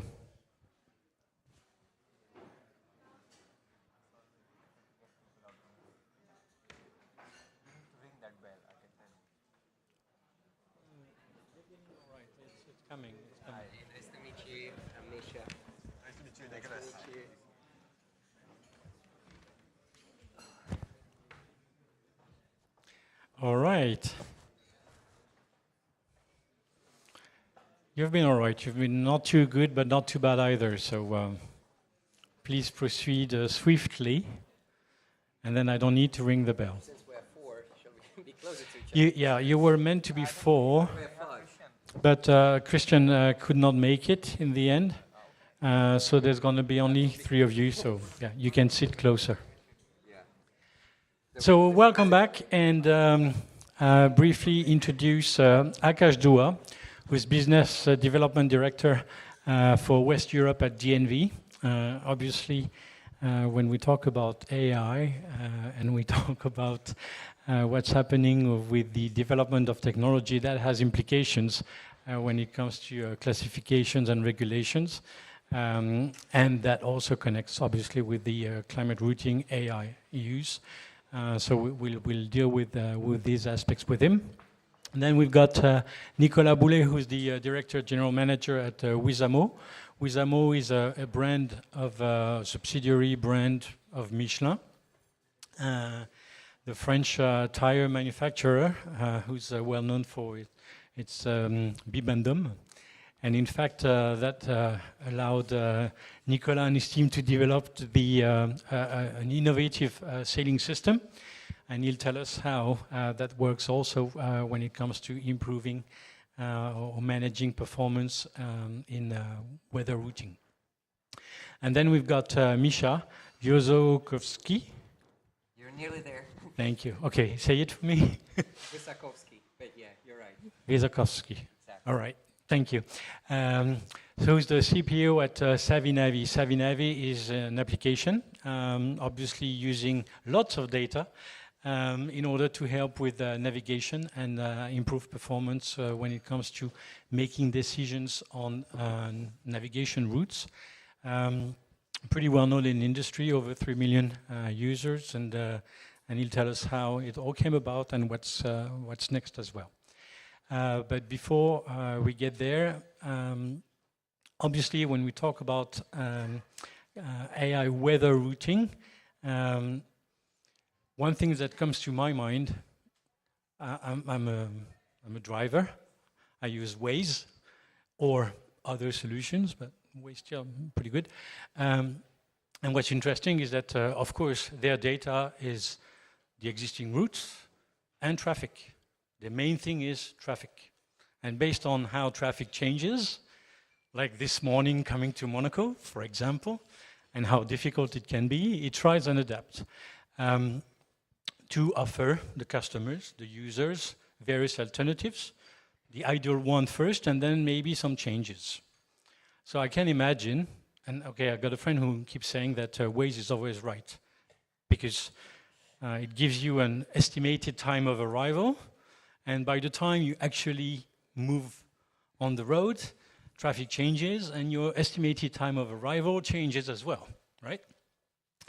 But Waze is right, because by the time you get there, the ultimate ETA was the one that was indicated on your app. So a bit of a candid question to all of you. How does it work for you when you think about AI weather routing? And I think for everyone's understanding, the main question is because we've talked about data, what data do you need to be able to make it efficient? Who would like to answer? Unfortunately, Christian from Marine Weather Intelligence typically could have answered, but he's not here with us today. He unfortunately had to cancel last minute, but I'm sure that you all have ways to explain that. Yeah, I'll start because the reason is I have no skin in the game. I have no product to sell. So I think essentially AI and weather routing today is very much, as you mentioned, is actually like Waze or Google Maps or any other navigation system that you use. It has three major roles to play. One of the major rules is looking at weather patterns and wave patterns. That's one of the starting points when it starts looking at it. The other is ETA prediction, which Google Maps, Waze, everything does as well.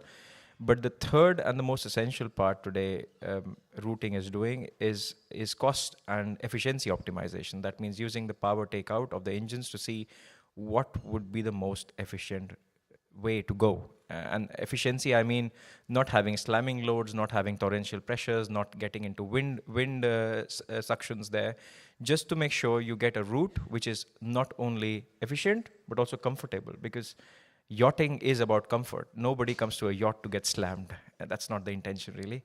And at least that's not intended for. So it's a combination of three. And why this is different today compared to pre-technology is previously we were using curve charts or line models. Basically, they were like machine learning set of Excel sheets. They had a defined system, A, B, C, then this. It's like a flow chart.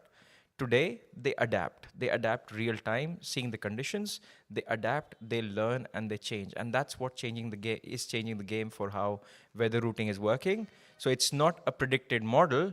The model will have a totally different answer depending on the day, the wave height, the wavelength, the density of water. Everything is being counted, and exactly why data is the gold or oil of today when it comes to weather routing. Thank you, Nicolas. Yeah, I think the analogy you made with Waze is perfectly right. Basically, you just make the connection between traffic and weather conditions. So traffic is to your car what weather condition is to your boat, basically. And what we need is actually the right software, tool, whatever, to help you navigate through this and ensure that you get kind of a certainty on your ETA. You don't want to compromise your ETA, whatever your, let's say, parallel goals you're chasing. Like, on our side, when we are trying to provide additional way of propelling vessels, through wind propulsion solutions, so trying to turn regular yachts into hybrid yachts, you don't want to compromise the use case, the basic use case. So basically, you don't want all of these yachts, trying to get routes in zigzag like this, because it would be better to get the right wind, you know what I mean. And basically, what you need to find out is the right compromise between the ETA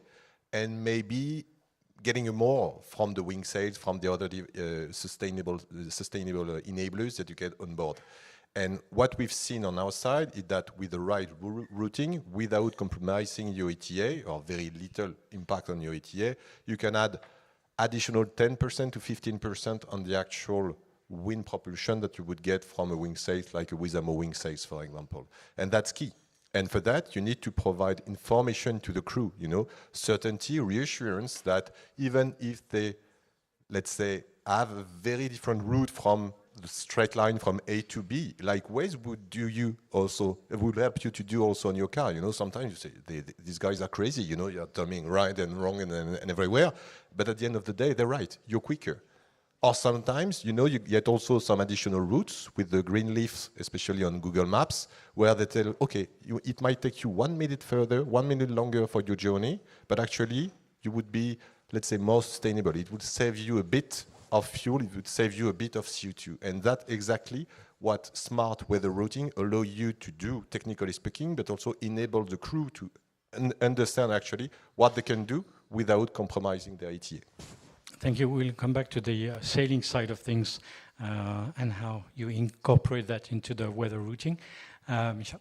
Yeah, thank you so much for jumping right into this parallel of Waze and Google Maps. We even call ourselves Google Maps for boats. I've been working for land navigation for over a decade, and I think what is happening in marine industry is actually following what was happening in land navigation for like last 10, 15 years. So right now you're saying Waze is always right. 10 years ago, technologies were not that far off from today, but your trust was. You were saying, so we've been observing, for example, two different groups of people. First, we're using maps, even electronic maps, but just maps. Still, give me some information, give me the map. I'll figure that out myself because I'm the driver, I'm responsible, I need to make decisions on my own.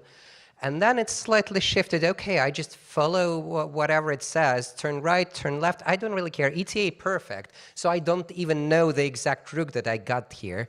I was just turning right and turning left. But that was building for over a decade because it requires trust. And I think in marine industry, we're not there yet. So if right now, for example, Savinavi says you turn right, turn left here, we need reasoning. We need to explain why we believe here turning right would help or making a tack here would help. So I think that is a long way of building trust, and we're right now somewhere in the middle. Interesting point. Do you think then the adoption by the captain, the crew, of relying on automation, not even automation as autopilot, I'm not talking, I mean, we can talk about that afterwards, but it's not there yet. So the tools already exist, but the adoption rate is not to that level yet? Yeah, I think so. Even if technologies like suggest you a good route, you won't just like blindly follow it, because by the end of the day, it is your, as a skipper, responsibility for the safety of crew, for the comfort of our guests, or whatever. So you won't just blindly follow, turn right and left. In the car, you might, though it took 10 years, but in here, I think it will take even longer. Yes, because you need to understand why this happens, why this route is like this. Oh, because of the wind, because of the tide. If we just say turn right, you won't do that. If we say like leave 6:30, because if you leave early, you won't catch the tide, but if you leave later, you will catch the tide, and the wind will help you because it will be easier, etc. So if we explain why, then I think that would help building the trust in the technology. And so part of the data then that needs to be incorporated into the AI system does include matters relating to comfort, for example. I mean, in terms of having to define like what's the maximum swell that you'd like to take, or is that kind of things that are already incorporated into the process, or is on it at the moment still on it like technical, like the hull shape and and the wavelength, but without putting targets and balancing what Nicolas said about the compromise as well on the comfort? Or is that already taken into account when calculating the routes? I think, Go ahead. I think comfort is slightly challenging because it is super personal. What is comfortable today with this crew for me might be different to what is comfortable for you with a family, on a family trip, for example. It might be really different.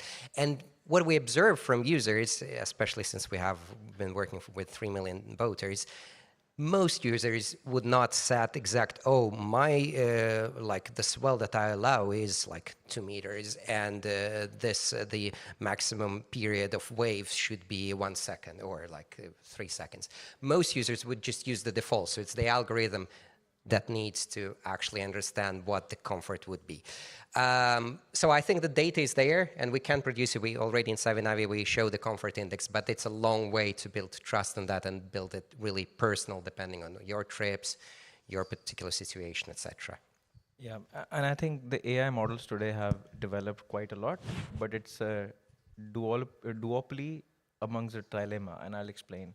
If there was a triangle, and you look at the ETA, you look at the comfort, and then look at the efficiency, you probably can choose 2 and not 3 at any given time. Choose any 2 you like, but you will never be able to choose all 3. And there is a reason why it's conflicting at the moment, because there's also human interference, as we discussed.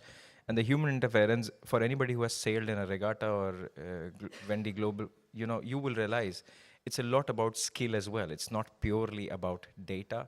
There's a lot of skill required. And this is where skill comes into picture, and a lot of skillful sailors today trust their own instincts, which is fantastic.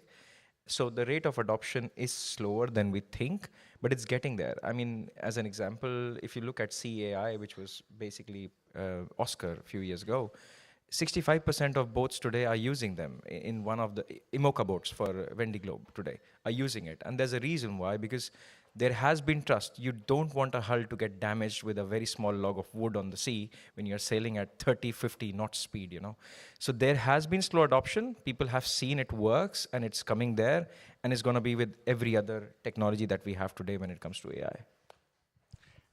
Nicolas, you wanted to add something? Or I've got plenty of questions. No, maybe a very quick parallel, because we are on our side, we are working on both yachting and marine transportation market, and we see exactly the same, I would say, slow movers within the captains. All of these guys, they are the master on board, and if you are telling them you should go that way to save either fuel, either to save the hull structure or anything like that, at the end of the day, they'll say, okay, but let me do my job, basically, and I don't trust all of your mass and so like that, because you're not where I am, in the middle of the ocean, going through harsh seas and things like that.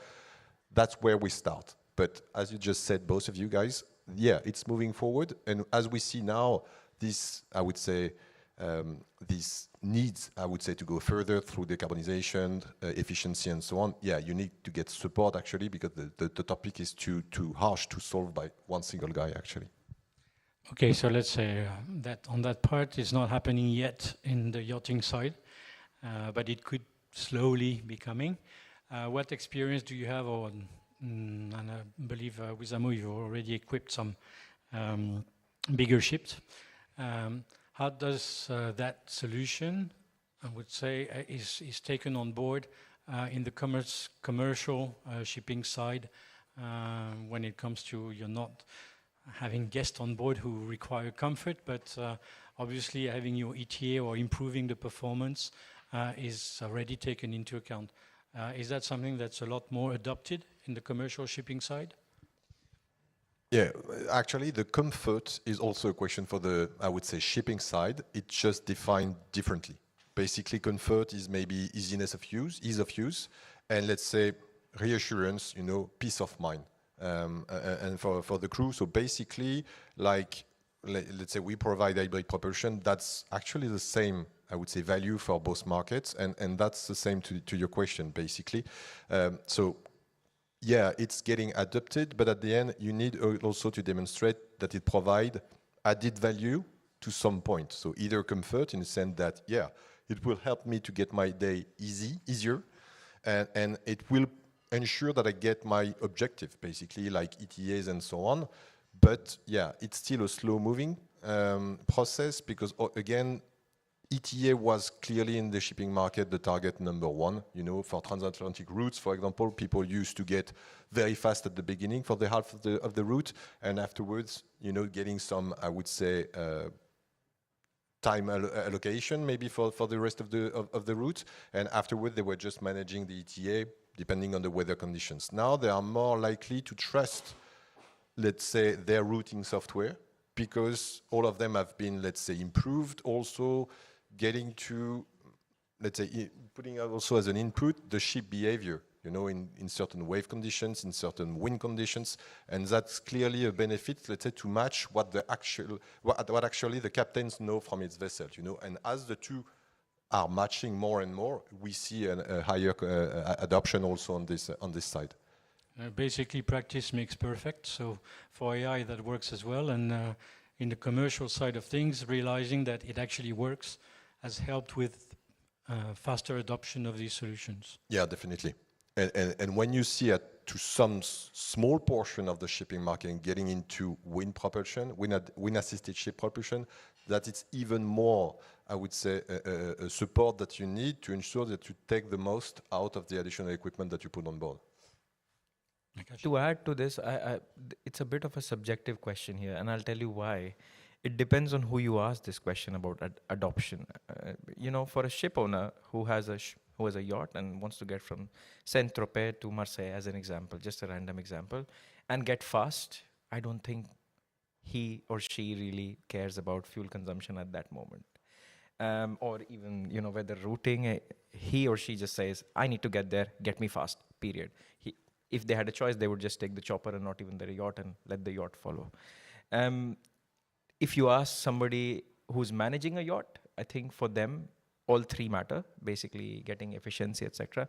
And they are the ones who are also adopting fast and quick, because for them, they want to operate the yacht at the cheapest possible rate if possible, take advantage of what AIs are doing today with digital twins and exactly replicate the model to show even, you know, passenger much in advance to saying, I have got a model here in my office. I can show you exactly how my yacht behaves in a 10-meter swell, as an example, to comfort them and also assure them that we have tested everything. You will be safe, because also yachting accidents happen. That, let's be sure about this. At sea, a lot of things happen. And this is exactly why digital twin using AI into picture is really helping drive assurance when it comes to it. So adaptability is different when you talk to different groups of people in the yachting industry. Yeah. We'll come back to the AI versus human side of things when it comes to insurance and legal, and I've got a few questions for you on that. I mean, it's a very hot topic at the moment. Beyond data ownership and you know, intellectual property, these matters having to do with insurance and legal matters. When AI comes into play, it's certainly very much of a concern nowadays. On the gains, basically, the fact that you said, okay, commercial shipping, they're taking in more and more. Can you give us an indication of what you believe are the measurable gains of using such solutions? Either of you, from experience, from data collected, tracked, comparisons made or not made, actually? Yeah, basically what we, let's say, measured, let's say at the moment, like performance analysis that we can run with our customers. Again, both on yacht side also, because we talked about, as you said, trying to reduce, for example, like relocation. We had some question about, you know, yeah, okay, we operate in Mediterranean Sea during the summer, but we want to relocate the yacht in the West Indies, for example, for the winter season. That's a real cost in the OpEx of a managing company. Can you help us with that? And basically, what you look again, the analogy is exactly the same with the shipping industry. That either you do a direct route, I would say, and that would give you a given percentage of saving, like 30%. And what we've seen, roughly speaking, is that you can save an additional 5 to 15%, I would say, on wind propulsion, for example, if you use a smart weather routing system and you allow to have very, very little impact on your ETA. Again, not changing it, not being exactly the same, but not doubling the time at sea. And clearly, at the end, when you do the math on your OpEx, for example, for a transatlantic route like this, you're actually saving even more money, to 5 to 15%. So that's clear. And you see, again, same parallel in the shipping industry.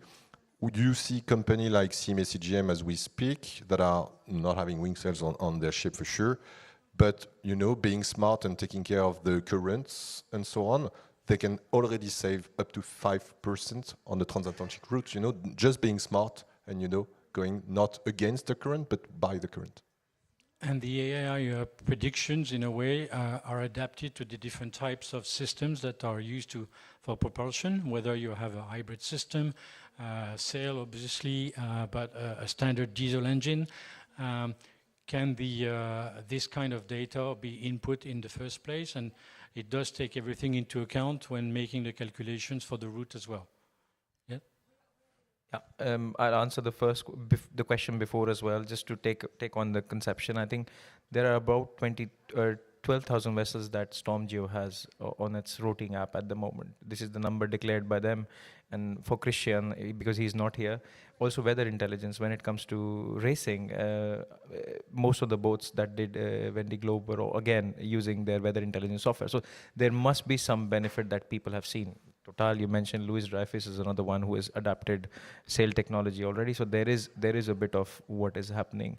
When it comes to the latter part, where we discuss about what are the real benefits, I think safety is one major one, because you don't want to get hit by something or come by any obstacle that you have not predicted. And this is where not only having detection of any obstacles, but also making sure that you are able to see things that your radar can't see is helping you drive safety, more or less.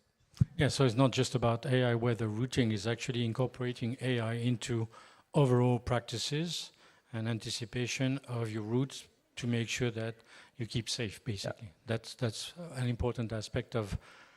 So it's not just about improving performance, it's also making sure improving safety. Agreed. As well. Absolutely, yeah. And I think the more we come to the leisure side of things, the bigger is the variety of metrics on the definitions of what is actually the goal. Because in leisure, goal is rarely the ETA or the energy consumption. It's about spending nice time out on the water, and that could include find me some nice fishing spots, do the route with where I can find some nice fish, or find me a nice anchorage where should I stop for lunch, and with some nice restaurants. So it's factoring in way more things than normal skipper would usually be capable of doing. So for example, I know a restaurant there, we'll just go there. But AI could analyze other restaurants around there, check the reviews, and suggest you a best itinerary there. So it just allows skippers to be more capable and to process more data and factor in more things. And I think for leisure boats, it allows you to just spend more quality time out on the water, and that's the end goal.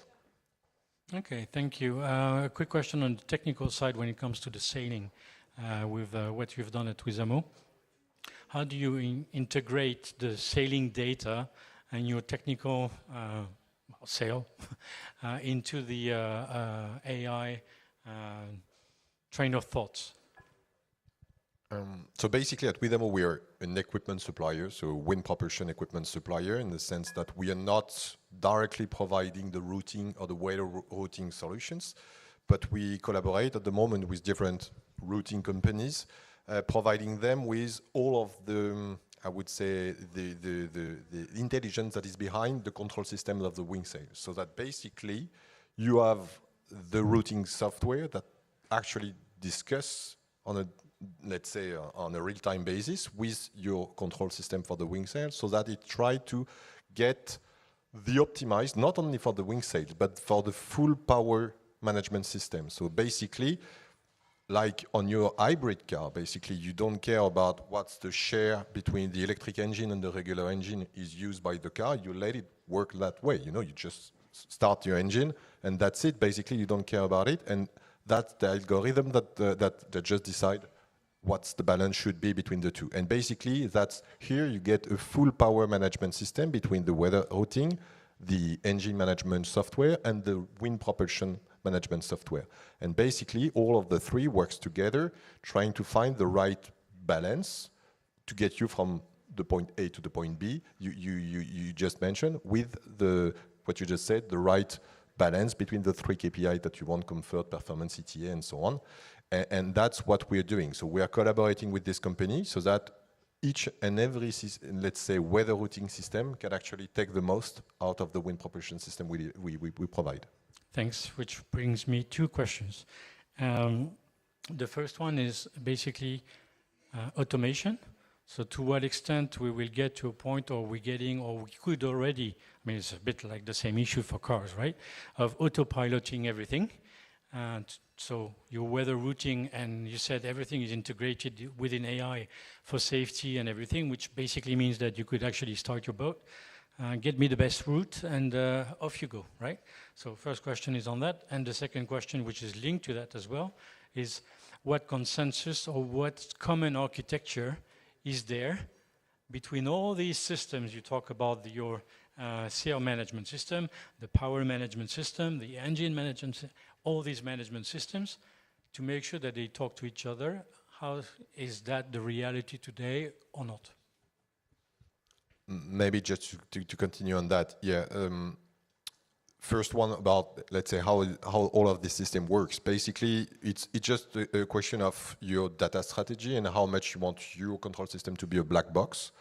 On our side, basically, we are quite open working with these companies, again, regular engine providers, routing software providers, again, to give them the keys of how to use properly, because it's actually our advantage, our benefits to get these people to understand properly how to take the most of our system. So we are quite open to share that with this other company to get the right interface, to have typically a Wärtsilä or an engine provider, you know, that is normally the company that provides the power management system, let's say, to have the full picture of it. And sorry, I just forgot your first question about that.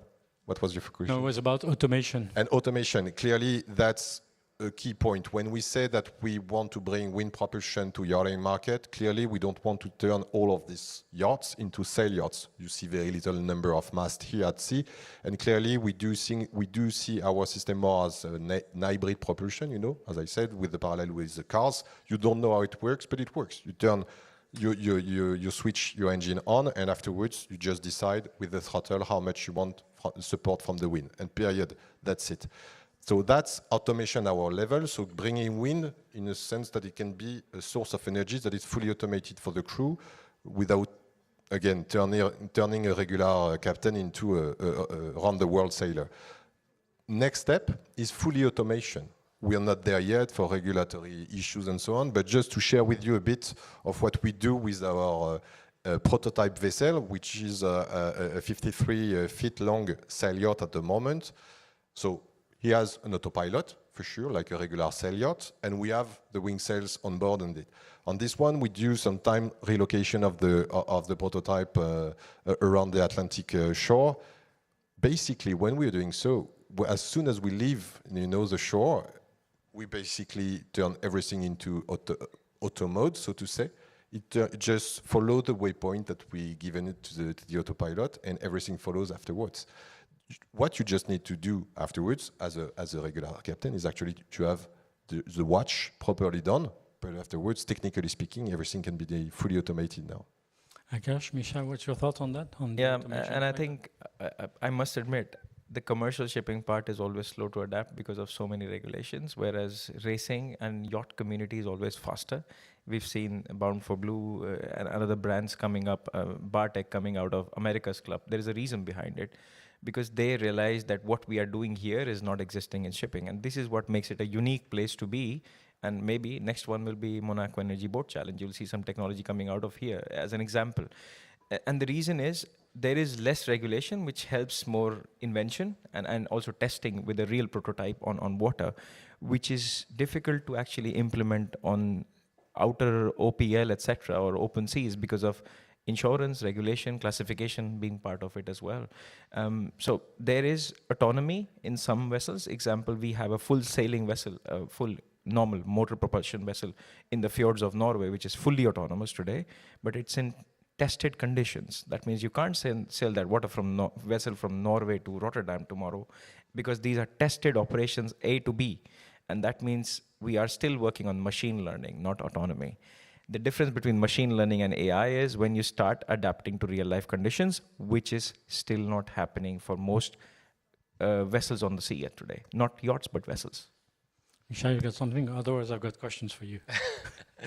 Just a quick one here. I think we're getting there, and it's probably a question, what are we exactly talking about? Are we talking about navigation in open sea? Then yeah, it's fairly automatable. Yeah, I can't believe we can do autonomous. But if we're talking about exiting the marina here, with jet skis flying around and other boats and racing catamarans here and there, we are not there yet for automating this. So narrow channels where the traffic is intense, where there are a lot of obstacles, other vessels maybe not even equipped with AIS, so you need a combination of radar, AIS, looking around, etc. So I think for this like intense and difficult conditions, we're not there yet, and I do not believe we'll be there in like 5 years. So it's more about open water when, where we actually these technologies shine, and where the routing and all these things are actually applicable. Thanks. Then I've got another question for you. Since you're on the software development side and users having software, when you have AI right on board, if you ask questions for routes, do you get various itineraries or not? Basically, is it like you have one AI, whether you want to use a ChatGPT or Claude, or will give you a route, and another one will give you another route, and then it's still the human decision, or it's got to trust whoever has given the fastest or most comfortable, or what? How does it work? Same as you open Google Maps, it will give you 3 alternatives, and then you switch to Waze, it might give you a different one, or to Apple Maps. Yes, different software providers might give you different results, and still the skipper would have the end responsibility for this choice, which one to take. And I think the key thing here is what we're optimizing. Are we optimizing ETA, or the scenery, or how many fishing spots, or best views, or best marinas, or I don't know, you might want to carry on a wakeboarder with you, and then you need some room for that. So I think if you actually explicitly specify for the system what you're looking for, then probably the routes will be more personalized to you, and then the choice will be easier. So it depends on the quality of the prompt. Exactly. More or less, yeah. By the end of the day, you need to be in sync with your and GPT. the criteria you specify in your request, basically, initially. Yeah. You and with yourself, you need to understand what you actually want. So let's go back to human versus AI, right? And we talk about legal matters here. Regulations, generally speaking. I won't even go to the debate of whether you would have gone faster by human decision or because you rely on AI to define your route. But let's say that your AI system, whatever software or Savinavi you use, gives you an ETA. But the reality is that while you are on your journey, let's say transatlantic, right, things change. Unpredictably change. Then technically, you adapt, or AI adapts your routing based on that, right? Like your Waze does and is meant to be. But that will change your ETA, which if you had taken another route might not have been the case. So whenever there's a AI rerouting or a change in conditions that could not be anticipated, as it happens, whose responsibility is it? If something wrong happens along the way, or your ETA is delayed, you miss your next charter because you couldn't take your guest on board, although AI told you if you go that route, you'll be there 2 days before. then it's easy for the captain to say, well, sorry, not my fault. AI told me. How does that work in terms of responsibility? Should I start off? I think it's a great question, and this is almost like driving, right? You start from home thinking you'll be at that meeting at X time. Train delays today, AI couldn't predict. Normally, and I would say with the development that is happening today, this should be a lot more predictable and changeable. Because let's also democratize artificial intelligence. You are not hosting AI server at home today. You have it on the palm of your hand in a phone. It's becoming that reachable. Big data is now here. Weather conditions which are broken down from massive companies who own these satellites are making it in 100,000 subscription, which probably Misha has for his own organization, you know. Normally saying the delays will not happen by 2 days, but they could happen by 2 hours, and you could have, and it's the same debate. I think I let lawyers talk about this, but there is no clause at the moment that says chart papers could have been better than nautical, than e-charts, for example. It took us a while to get from paper charts to e-charts. Only when the regulation said it is necessary that every company started using them. And I think AI today is not a necessity. That's a problem.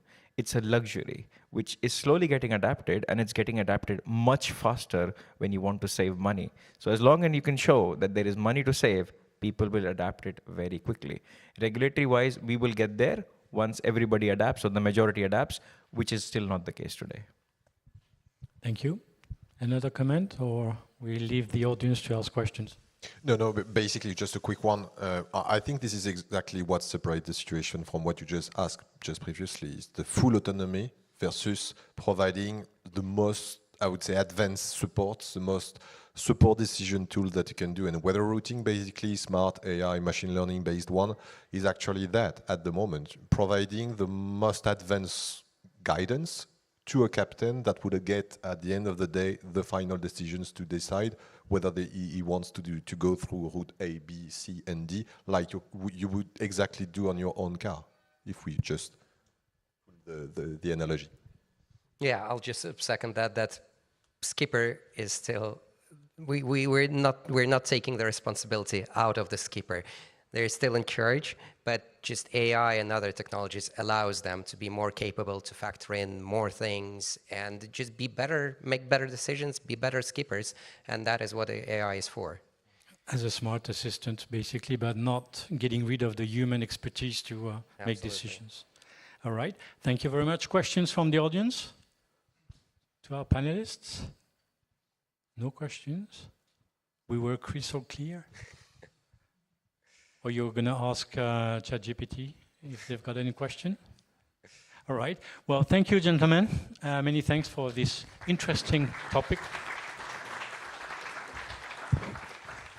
Don't go away too fast, because you've got to get the picture taken.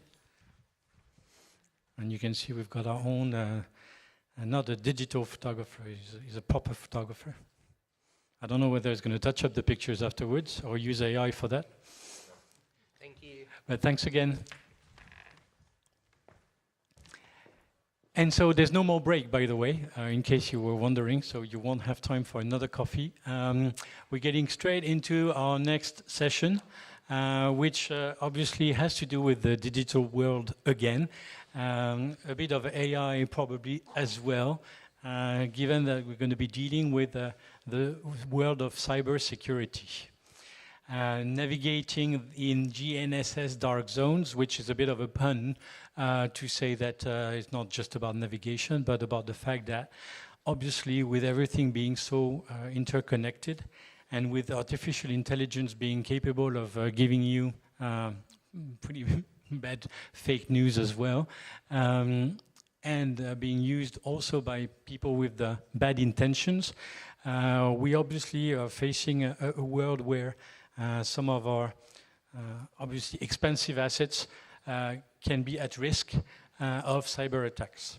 So in order to delve into these matters and seeing how it is being addressed, or whether it is not being addressed by the yachting industry, I'd like to call on stage Luca Cara, Marine Automation and Cyber Security Product Manager at RENA. We're in another classification society. Then we're going to have Daniel Ang from CyberHall, who's the CEO of CyberHall. CyberHall, who's basically trying to help people realize the dangers and warn them of the dangers and bring solutions to avoid the dangers of cyber attacks, remotely, I would say. Then we've got Andrew Gabb, who's the co-founder of Ogmios Maritime, another solution provider using open source to be able to bring in solutions to the yachting industry or maritime industry. Obviously, when it comes to the cyber world, we're going to have Henry Clack from HFW, because the legal matters behind these attacks and the dangers is something that lawyers have to deal with. Please welcome him as well. And Francisco Gallardo Lopez, who is the GNSS resilience lead at DLR, and is a bit of a different background from the other gentlemen here.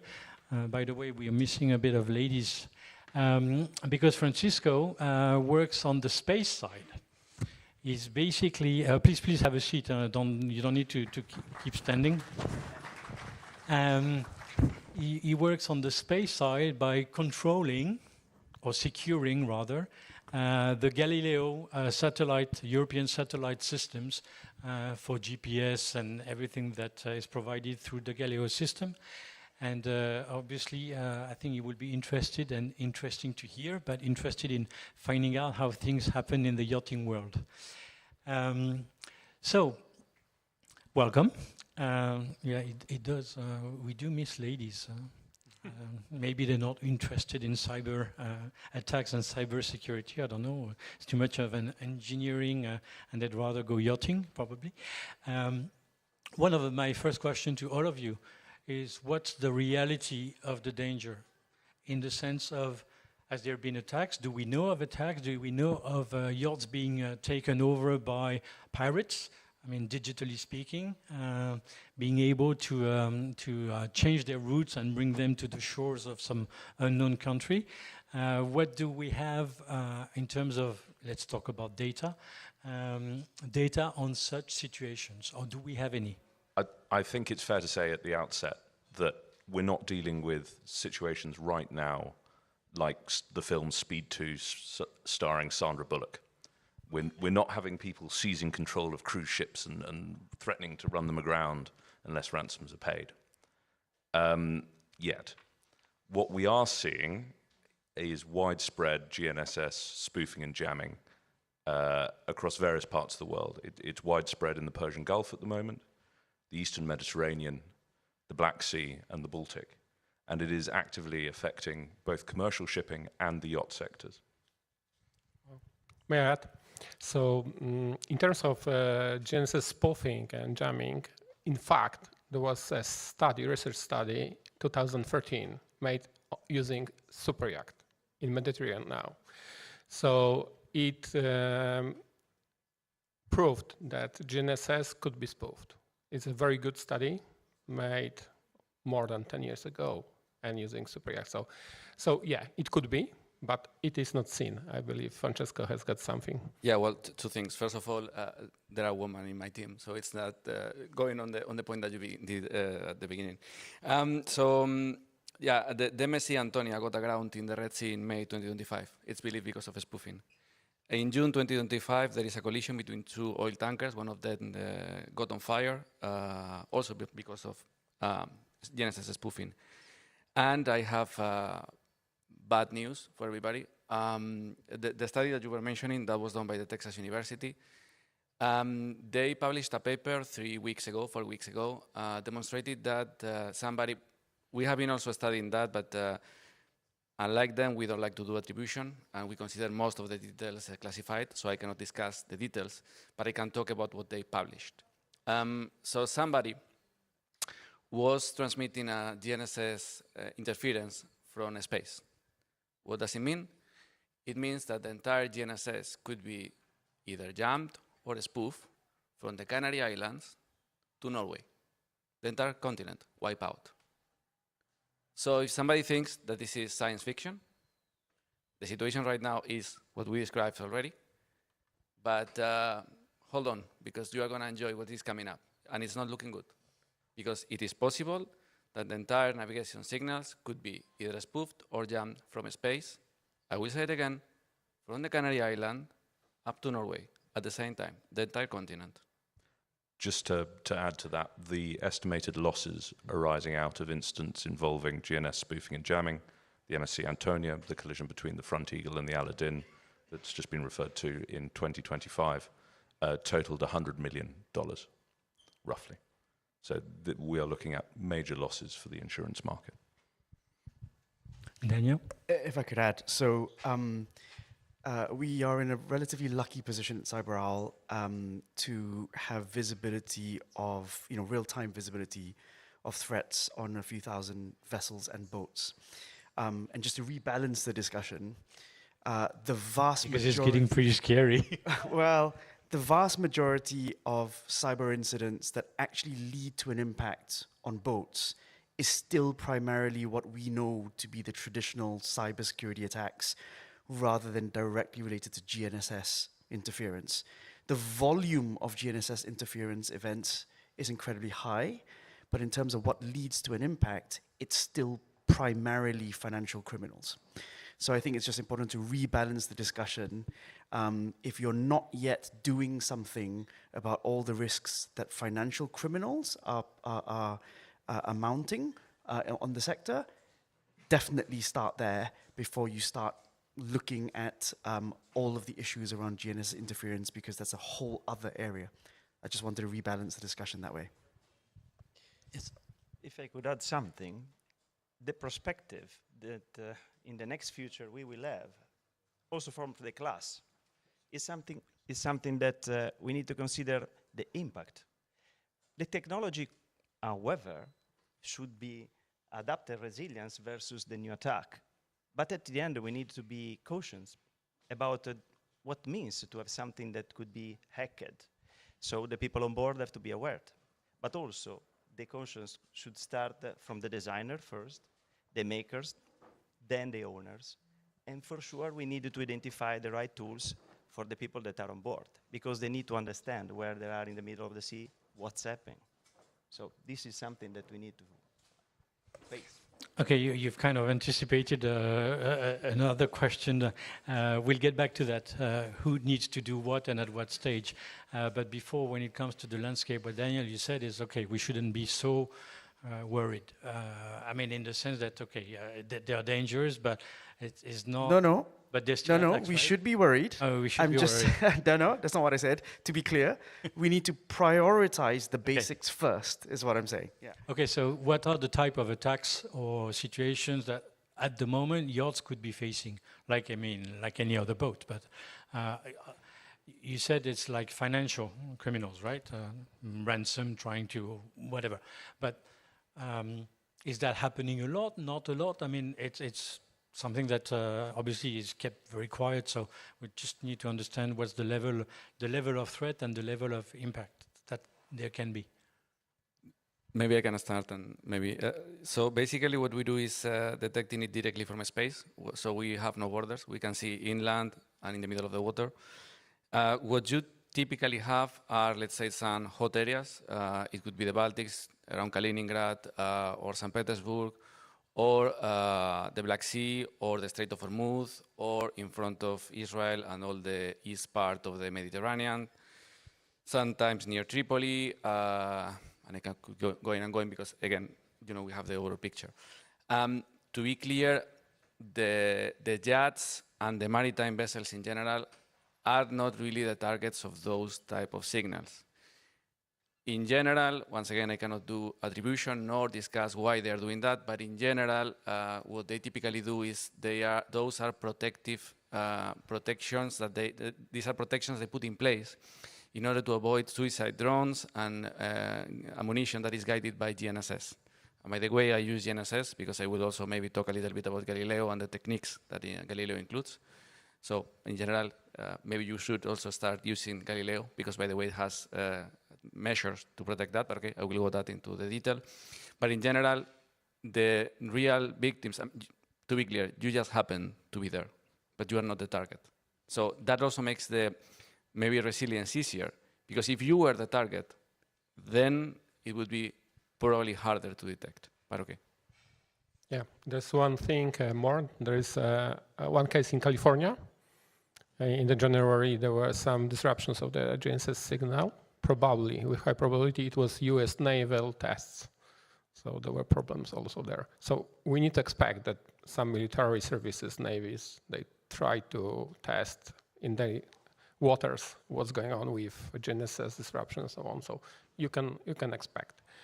And the other thing is that many of the devices installed on ships and yachts are using only GPS, not all the spectrum of GNSS, and comparing the results of navigation positions, but they use only GPS. So, and now GPS is the most spoofed signal. Okay, you wanted to? Yeah, something from technical point of view, also from, again, the class perspective. When we talk about technological solution, okay, GPS is something that it's reality, it's a technology. Then what the rules could help, how the rules could help, is clearly written everywhere, redundancy. But maybe the designer, due to the fact that that is happening worldwide, we need to start to also to understand how to create independency, not only in terms of a separated system, but separated technologies, just to have the plan B and to give the possibility to have the plan B on board. That could be also a not so performed technology, but as a backup, just to give this help to the personnel on board. But there was a second navigation system, but it was got ripped off. It was called LORAN C. Now some countries are getting back, constructing eLORAN. For example, China, UK and France and other countries try to get back to the old terrestrial navigation, not satellite only. Okay, so let's get to the beginning of the story of the boat.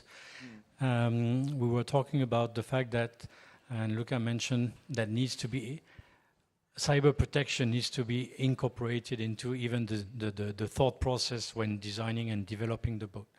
And then we'll get to the response in case of an attack. So what are your recommendations in terms of being able to anticipate these threats? And do you think that from your experience, enough is being done today by the designers, the shipyards, the engineers, and to take that into account? We'll come to the crew and captain and afterwards. But in terms of already, preparing or being ready for that kind of situation. If I could say something, surely we need more and more to understand which are the critical scenarios. Not something only pertaining to the makers or supplier to say, oh, I'm compliant with, that's it. We need to go a little bit beyond. It means that also the awareness, and when we typically make some test on board, single failure is not anymore enough. We need to prepare people in what means to face critical scenario, depending exactly on technology that we have. So again, to be aware about what we have in front of us, how they are working, and what happens if, what I could do. Yeah. Maybe I can chime in terms of what we have seen. So if I start again at GNSS, subject to any other scary news from Francisco about orbit level interference, which frankly is at this stage very, very difficult to do anything about from a kind of yacht owner and crew standpoint, perhaps maybe more at the infrastructure level. The things that we're seeing in terms of best practice right now are people adopting systems to help them identify. So starting point, there are already sources of information about commonly known areas where GNSS interference is happening. Okay, so if you are setting course for a trip and you're not consulting those systems, then start there, right? Then if you're at the next level of advancement, there are already systems out there that you can buy, you can install, that start to warn you when you're getting anomalous GNSS signals. That's not going to stop you entirely from the risk, but at least it alerts you to go back to more manual navigation methods. There is a discussion around whether that creates a lot of alarm fatigue. That's a whole different problem, but at least it raises the awareness for the kind of bodies of water where perhaps it's not commonly known and widely kind of understood that interference is happening. But I think the awareness part is a big part of it. If I step outside of GNSS slightly, and let's not even come into the kind of perspective that GNSS signals are also being used and distributed into things like dynamic positioning systems and all the other parts of the yacht as well. Again, very, very hard to do anything about this right now because the integrity of that system is relied upon very heavily.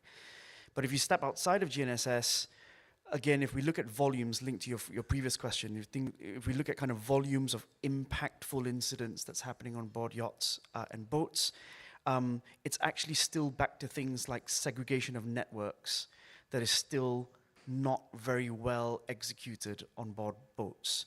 And because networks are so dynamic on yachts, just because they're basically living spaces,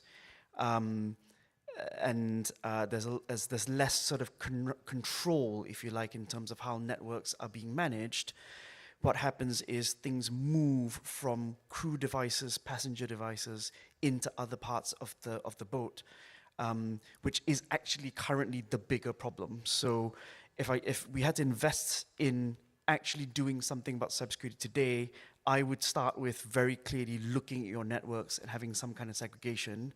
And then if you wanted to add some GNSS awareness, there are technologies out there that help you, but it doesn't take you all the way, unfortunately. Thank you. Can you give me your Wi-Fi password? I don't have one. You have to chop off my finger. Dan is right. The nature of yachts, particularly those operating the charter business, makes them very vulnerable to cyber incidents. Guests arrive, they need to be able to connect instantly, and they want to be able to run and access highly sensitive personal data, either commercial data or family-related data, and their demands for privacy are very, very high. It's not like the chief steward could stand at the end of the gangplank and say, right, I just want to make sure that all your systems are up to date, all your patches are in place, and everything's secure before you start connecting to our networks. That realistically, that could never happen. So it goes back to the network segregation, ensuring that from the very, before you've laid the keel, you have designed this yacht in anticipation of what is going to be happening, and you have segregated networks for the bridge systems, a separate system for the crew, perhaps even separating the crew's networks from the guests' networks, and starting really on day one of ensuring that you're building with cybersecurity in mind. Is that something that has become or should become compulsory in a way when it comes to classification and the fact that, and I don't know whether on the legal side of things, in case there's a claim because there's something happened, is that something that is not in place but will be in place, should be in place? The fact that you need to confirm how your cyber architecture is done in order to avoid, or to reduce the risk, or you're not doing that at RENA? No. You're advising, but it's not compulsory. No. It starts to be compulsory. Okay. E26, E27 are clearly written for commercial vessels, okay? But we need to understand that in the middle of the sea, there are not only those vessels. And this has to become a clear and common understanding that the solution to be adapted have to be close to the same framework in order to speak anyone the same language. It means that those that are not mandatory for those vessels that are below the 500 G tons, and this is something that will change in the future because cybersecurity is very transversal from the size. It's much more pertinent to the technology adapted, no?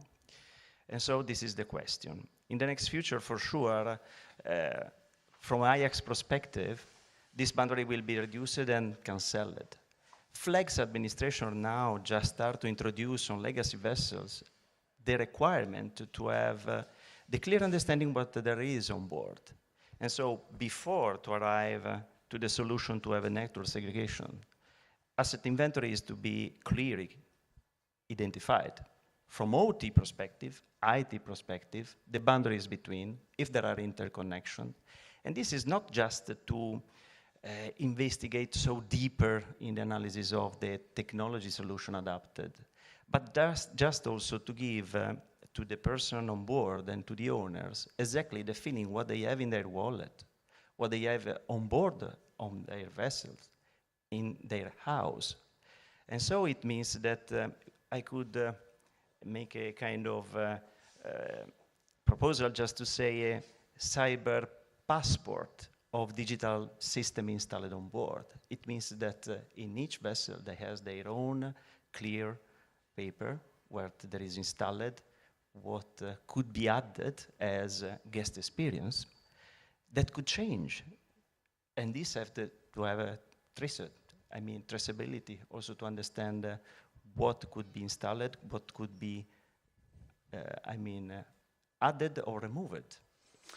Thanks. Andrew and Daniel, on the your experience with the handling of such situation or understanding by the crew, the owners, and the solutions that can be implemented in anticipation or to be able to respond, right?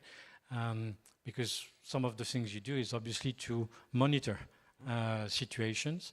What do you think the level of awareness, understanding, segregation of, or understanding of the potential risks is today within the yachting industry? Close to zero or getting there somewhere?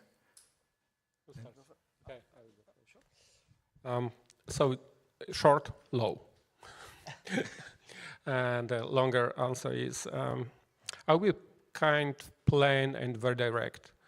Super Yacht is a floating smart home, full of devices, full of IoT devices, full of luxury electronic devices, connected many times in one network.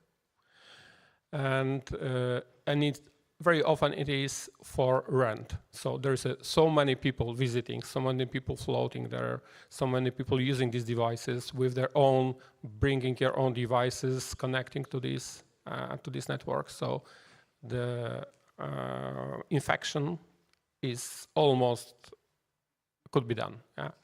So I don't know if there is a good separation of networks, as Daniel said, done in the yachts.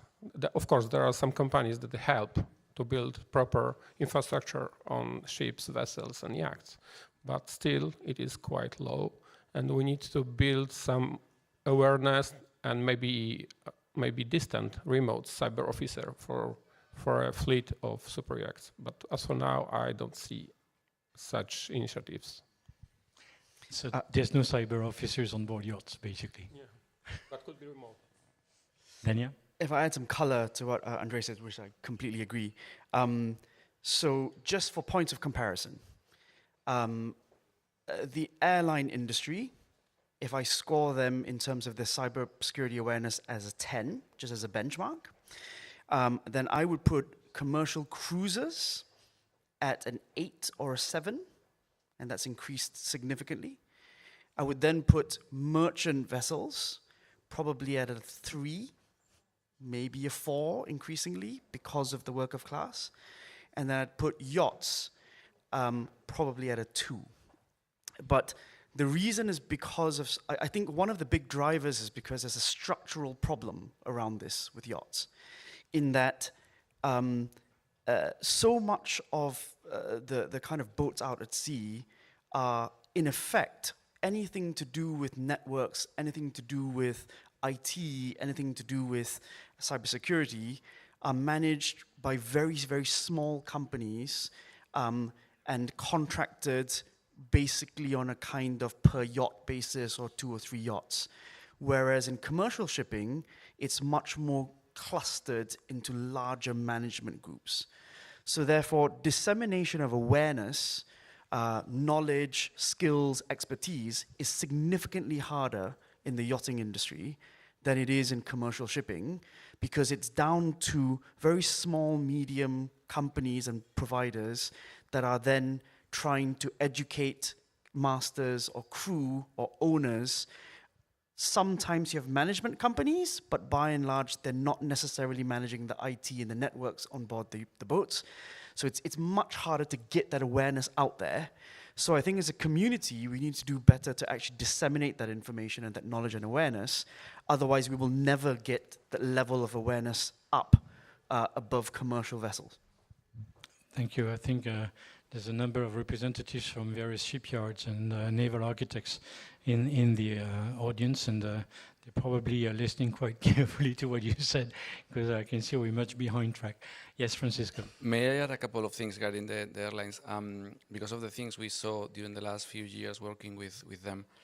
And that also is something that is transversal to any kind of environment when GNSS is used. Things that have happened in real planes with real people, with big planes, is that once, I mean, because GNSS jamming, okay, it's just that you kind of lose the GNSS signal, so that's something that everybody's aware of, fine. When it comes to spoofing, the first thing is that probably you will compute our own position, nothing new, everybody expects that. But then things like, then the time is 1 week in the future also happens. And then, surprise, nobody tested the system for that. Things that happen, well, the clocks in the cockpit went 1 week in the future with people inside. That happened.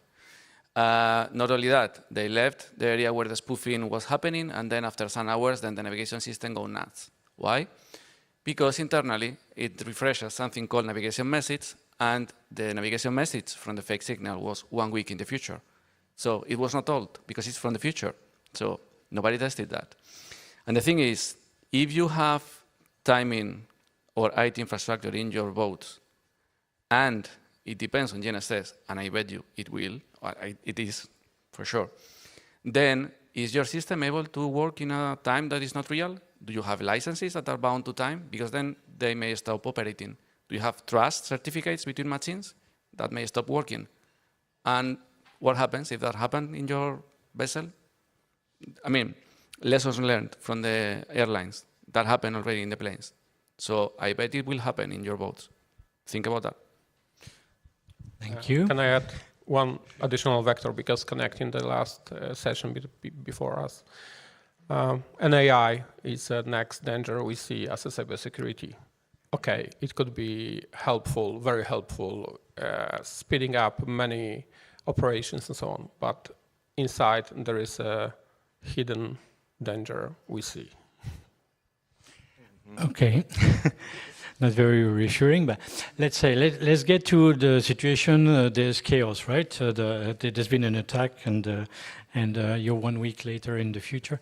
And how does it, I mean, obviously we're not very much up to standards, right, in the yachting industry. What is the core point to address when it comes to resilience? I mean, awareness of the problem to start with, and resilience or incident response. In order to make sure that if there's any spoofing, then at least people can see, react, and make sure that there's no further impact. So the first point, which is absolutely key, is for the master and crew to realize that they have been affected by GPS spoofing or jamming. So, for example, when the MSC Antonia ran aground, the crew thought she was 40 miles further offshore than she in fact actually was. So the first one is having sufficient training and systems on board to become aware that something is going wrong. The second one is knowing how to react to that situation, understanding your equipment on board so that you can switch to dead reckoning navigation, traditional old school navigation, and so that you're not completely reliant on systems which you know are being fed false information.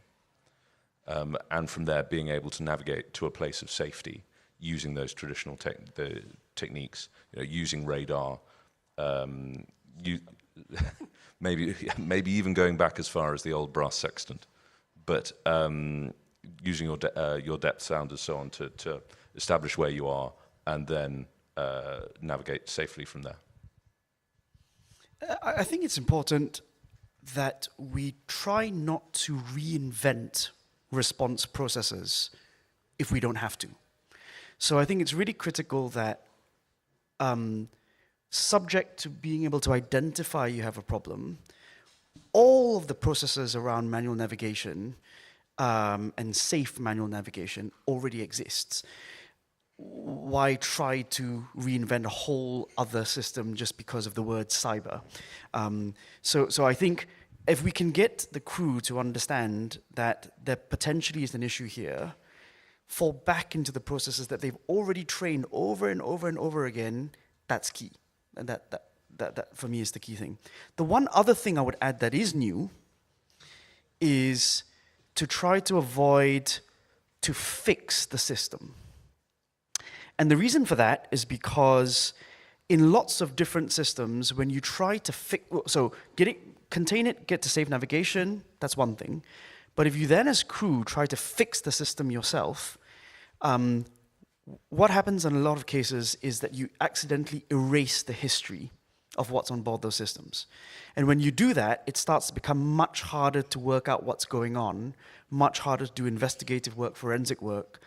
I think you're coming into this, but there's a whole legal and insurance angle associated with it, which is worth exploring. But that's the one thing I would add, and that's the one thing that is different in cyber than if you've just got normal equipment failure. Luca, and then Henry, and then Francisco. Well, surely I could close just coming back to my first observation. I mean, if you know what you have in front of you, then probably you could understand how to react. If you don't know it, it's probably almost impossible to understand what is happening. That's why the system integrator, so designer, have to clearly put on paper first in the design, which could be the impact, just to understand how to give the right tools to the personnel on board to understand what is happening and how to react. It's not a matter of certification. It's not a matter of type approval. It's not a matter of just having a compliance. Here is a new methodology. Just in a world that since yesterday forgot this kind of problem. Thank you. Henry? Yeah, and Dan makes a very good point that event logs of what has actually been happening on board the ship and what has been affecting the ship are crucial when it comes to the handling of claims arising out of these sorts of incidents. Evidence preservation is one of the first messages that we send to an owner when we are become involved, because if, for example, the crew are resetting equipment and wiping those logs, then we are in a substantially worse position when it comes to trying to help them and protect them than they would be if those logs had been preserved. Francisco? I would like to add maybe something regarding what the space community is trying to do here to help. We, for instance, are providing situational awareness maps from space so we can see everywhere. But on top of that, the Galileo program is providing something that is operational now, that Galileo is providing, called OS-NMA, which is a system that detects spoofing. There is only a couple of types of spoofing attacks that cannot be detected with the OS-NMA. And honestly, I don't think you would be facing those unless you are specifically the target. And with a receiver that has that, you could go through the GNSS spoofing signal and you should be okay, as long as you're using Galileo. Okay? But the point is, I mean, I was checking before coming, and right now there is only one manufacturer that has implemented OS-NMA, although it's operational. So it depends on whether Furuno or other companies want to implement it as soon as possible. But the point is, there is already something in Galileo that could avoid that you get spoofed. And then you will have an alarm, and then you will know that you are that you're basically facing a spoofing signal. and it's already there, and it's being broadcast, and it's free. So it's a matter of changing the receiver, basically. Thank you. A couple of questions from the audience.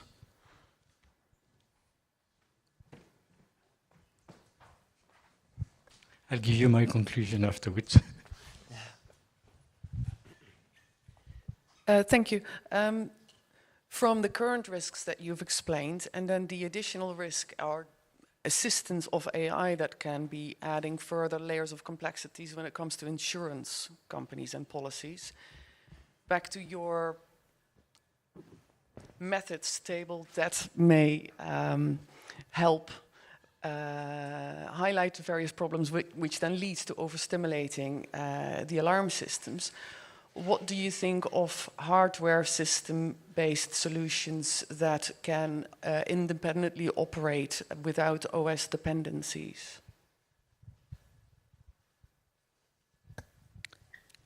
Could you reframe question? Because it's complicated and advanced. I know. I know. I'm talking chip technology. Unhackable. But I think you know, the hardware is now operated mostly by software, so it's not. So it's not only hardware. So I mean, you mean offline devices running software. Okay. I may have a comment there. So two things. First of all, I mean, two things come to my mind with this question. The first one is regarding AI and liability. We have been developing AI systems to detect GNSS jamming and spoofing, and the question of liability keeps coming and coming and coming. My answer to that, internally in the company, if liability is the problem, either explainable AI, first thing, because we need to explain what the model is doing. And sorry, a black box and a neural network will not do it. I mean, there are ways, but okay. And the other thing, unhackable systems. First of all, I would start by saying that that doesn't exist. There are alternative navigation systems that have been developed, well, alternative radio navigation systems like LoRa that, okay, maybe they need to take it back, but there is also effort put in place on quantum inertials that in principle don't have the same bias that the normal inertials. Another discussion comes in on the gravity models that are needed for that and blah, blah, blah, but okay. For me, the main thing, and that goes also to the comments from the colleague from Rina, certification is important, and cybersecurity, and this is just a part of cybersecurity. It's maybe electronic warfare, but it doesn't matter. It's a part of it. Needs to be certified. The same examples I was putting before with the planes need to be taken into account, and this needs to be part of the process of the certification, in my view. And then there are technology in the horizon that could be maybe unhackable, although I wouldn't call it unhackable because nothing is unhackable. And regarding the point on the liability and AI, at least based on my experience, these two things don't come along very well, at least for the time being. If I could close quickly. Yeah. In the middle of this, there is a little gap that we start now to see the edge of the iceberg. A huge amount of technology provider inside, they have the supply chain that it's something hidden that they don't have still the control. As instance, battery management system or who provide batteries, internally there has someone that is providing already the technology, but is not traced. Certification point of view is just trying to select and split this mountain in slices to understand which are the hidden faces to be identified. But vulnerability most came also from not an attack, but the ability of the supplier to stay aligned with update, patch, and so on. That's something are the biggest part of the failure of the systems because they discover when they install it, because internally they don't make enough tests. Thank you. Yeah, it's actually a point that I had listed, but we didn't have time to talk about it, so well done for pointing it out. One last question. No more questions? Did we answer your question?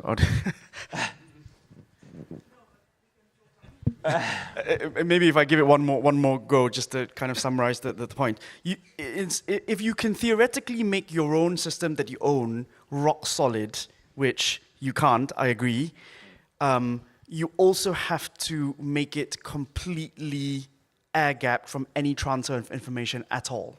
So you can make your system as rock solid as you like, but if you're relying on a supply chain of data that's coming through, you can corrupt that further upstream. And so there is a balance to these things, and unfortunately you can't even make it, it's very, very hard to make it completely solid.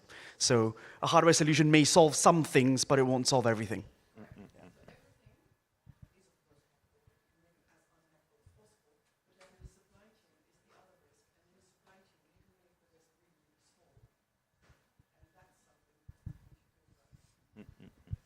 And yeah, OEMs, I think the standard of cybersecurity through OEMs varies hugely. I think it's fair to say some of them are excellent, some of them less so.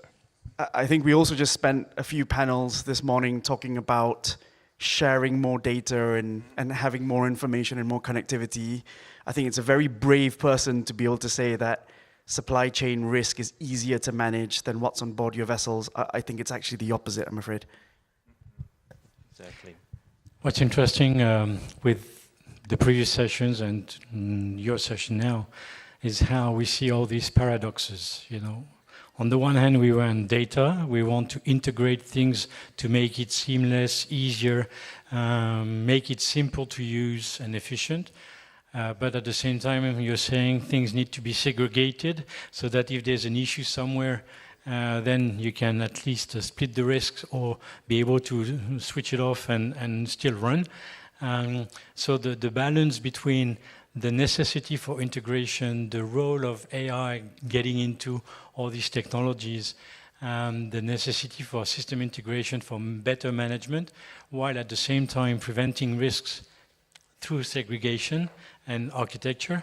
And I think there's a lot of work to be done for the engineers when they design the boats, for sure, and when they engineer the architecture of the networks. But at the same time, trying to make everything work and talk to each other, all the systems, is not that simple, obviously. Given that complexity, my conclusion, given what you said, is I'm going to switch the engine off. I'm going to switch the mobile phone off, remove the Wi-Fi password, and just go sailing. Thank you, gentlemen. Thank you to you.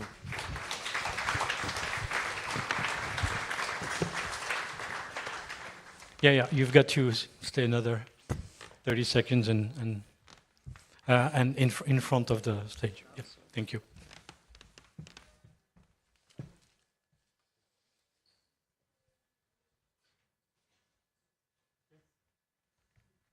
Thank you again. Very insightful, a bit scary, but at the same time interesting. And at least a bit of raising awareness, which is what we try to do at the Energy Boat Challenge, not only working on solution, but working on education and awareness. For our last session today, we're going back into the world of AI. It's been very much fashionable today, this morning. It will be less so tomorrow, where we're more about alternative fuels and clean solutions on board. But for this last panel, I'd like to ask Gilles Vernet, who's the manager of yacht design at OceanCo and a regular of our conferences, a long-time supporter of the Energy Boat Challenge, to come on stage. Christian Pascoli, who's the founder of Pascoli International. If I can't, is he here? Christian?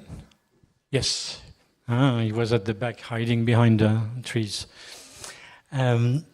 Espenoino, who's a long-time supporter of the Energy Boat Challenge as well, and a famed naval architect based in Monaco.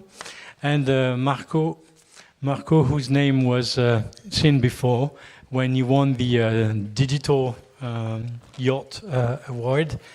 And I'm sure that Marco is very impressed to be sitting here with famed names from the industry. But I don't know if the three of you have seen what his project was. Yes, you did? Okay. Espen, you may not have seen it. No, Seen I it? did not No, see it. no, you were. Yeah. Well, we'll show it. Maybe we can show it again afterwards.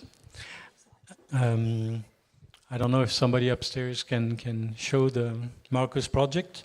If not, then fine. Or Marco will show you on his phone. After. Okay. So basically, the whole thing about, and we touched upon that before, talking about human expertise and AI assistance or AI taking over when it comes to weather routing, and the fact that it's still the human factor making the decisions with the support of artificial intelligence, where we want to kind of touch upon the same time of topic, but when it comes to the development of yachts. Obviously, the question of design as aesthetics is part of it, but there's also other aspects that we can delve into when it comes to thinking about future yachts and designing them and architecturing them, basically. I hope we'll have some conclusive points about how AI is playing its part or not playing its part, or to what extent it's playing in part.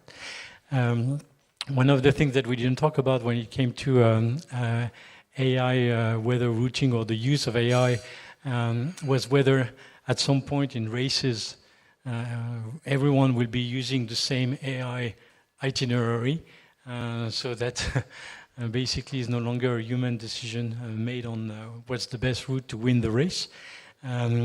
But in a way, the question is a bit similar when it comes to design, yacht design, and this is where I want to start the debate.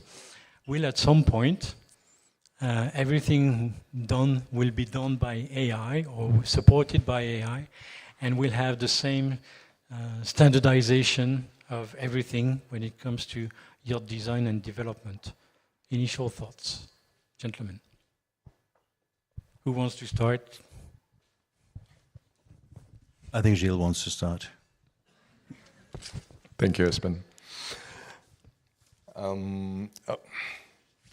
Currently, the use of AI is quite new in our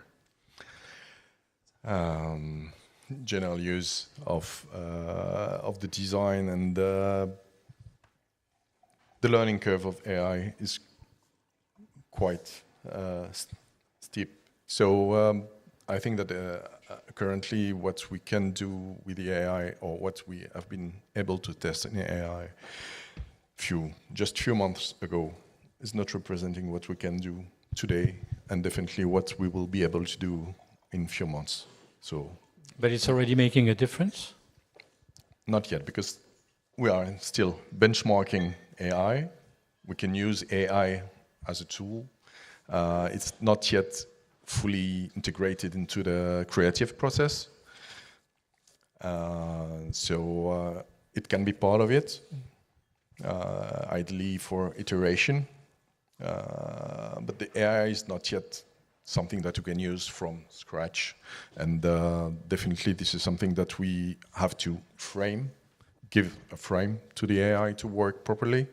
And that was your comment that prompting is the best thing that you can do at the moment, is to be on ourselves, being better at prompting the AI to give what we want. But currently, the use of AI on our side is to produce what we want to do. So it's far from being the AI driving us into the creative process.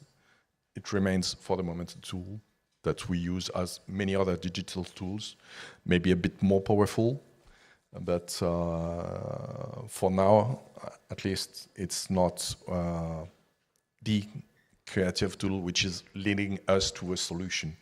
It remains us leading the tool to get what we want as a result. Thank you. Christian? Yes.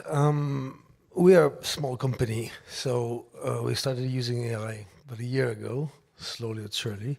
And it's important to realize that AI is just a tool that basically helps us increase the iterations of designs we can make. Quite often, a lot of designs become crazy, and we have to have taste to filter. Nevertheless, it has helped us increase our capacity and the facility to get in front, to make more proposals at the end of the day, with a smaller team. So the iterations are more, and the output is quite good.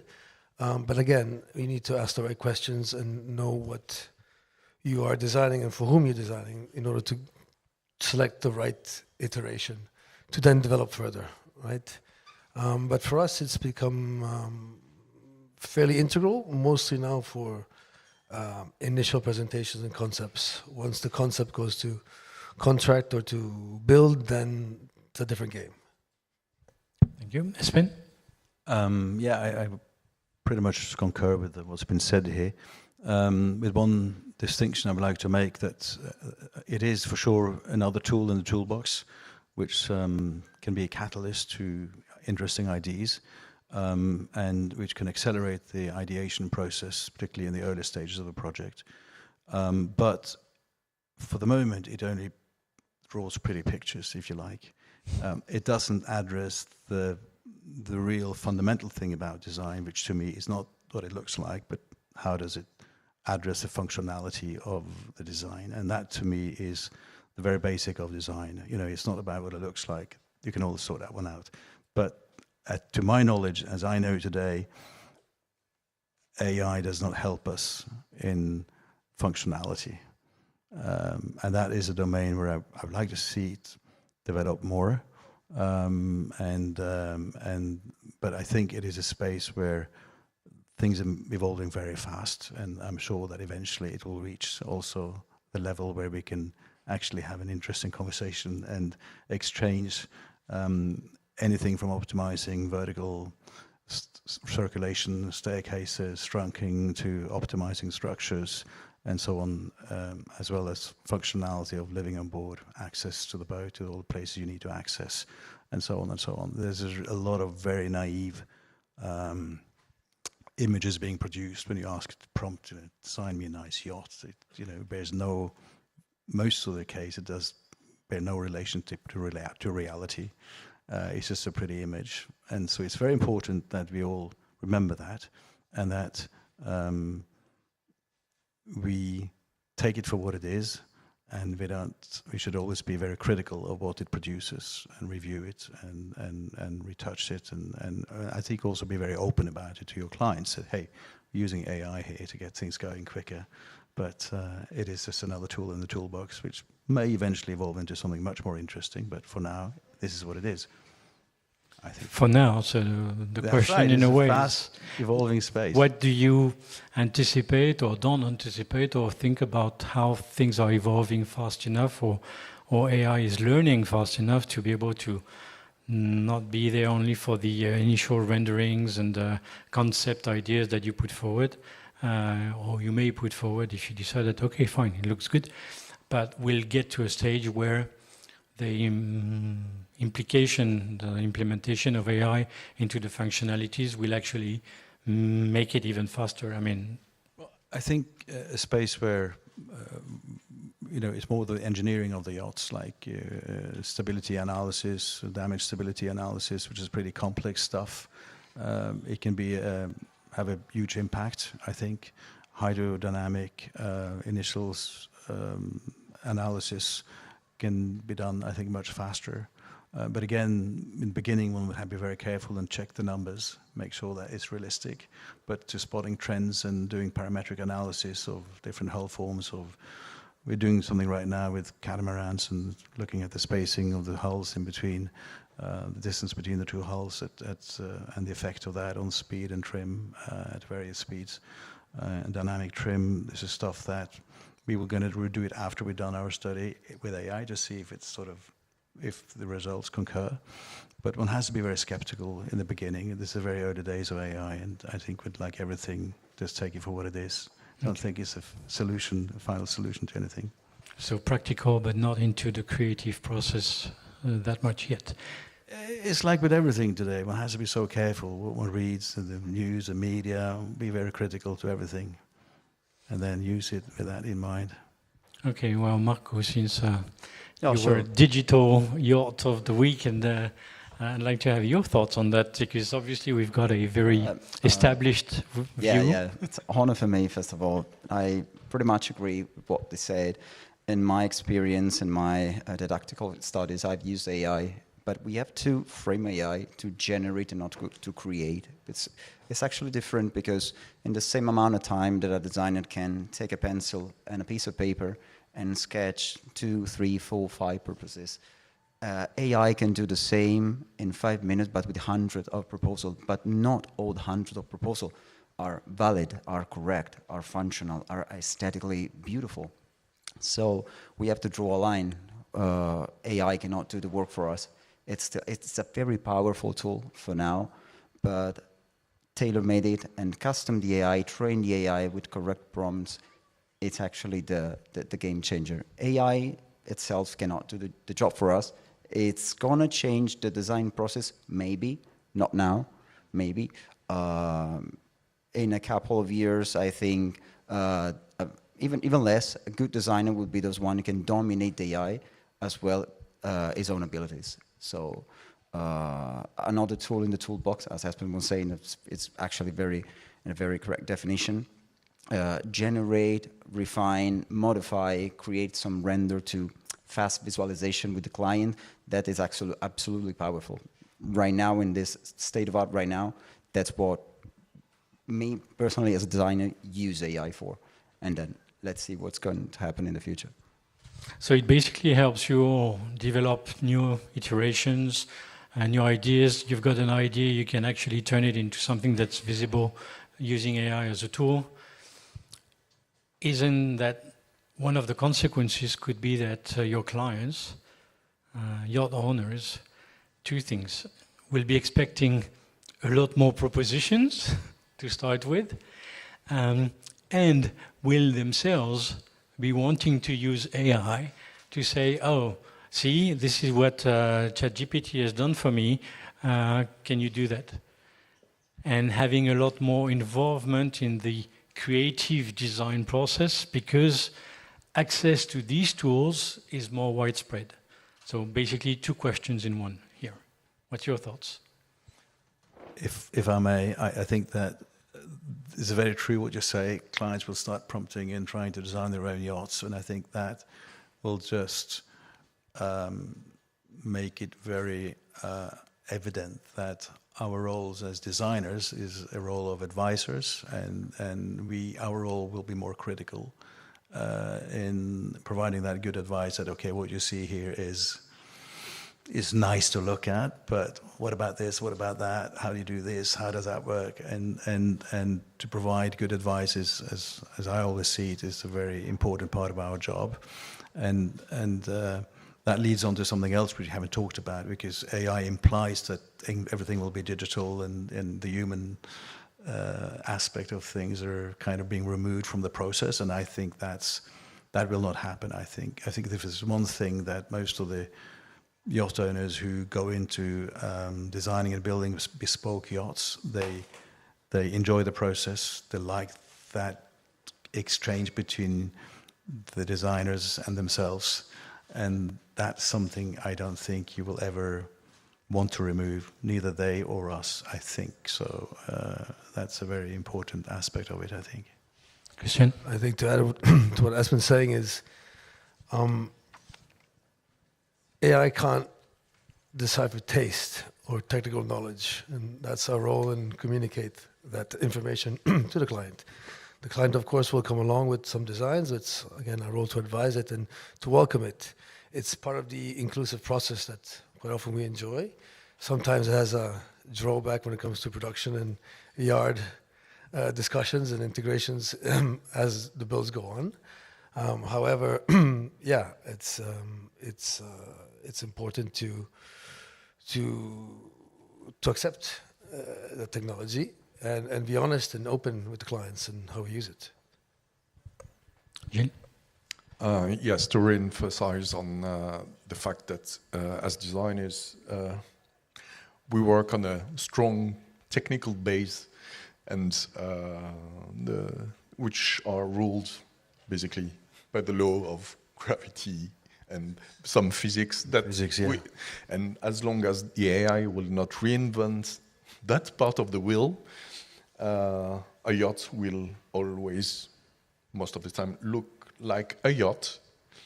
Of course, as designers, our part is to make the yacht workable, made for the final users, whether it's the crew or the guests or the owner. So there is this human factor, and the aesthetics comes, I would say, at the emotional part of it.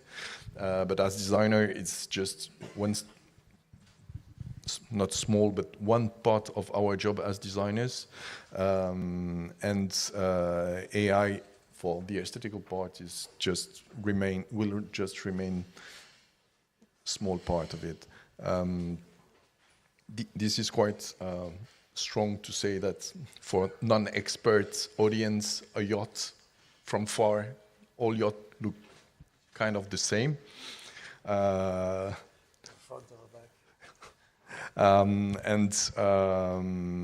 Our role when it comes to the emotional parts or the aesthetic of it is really ruled by the contact, as you explained, with the client or the expectation. And this is really a discussion and a relation that you will have with the client, which is hard to get with AI or to summarize with AI. We already had clients coming with a generated picture of a yacht by themselves. But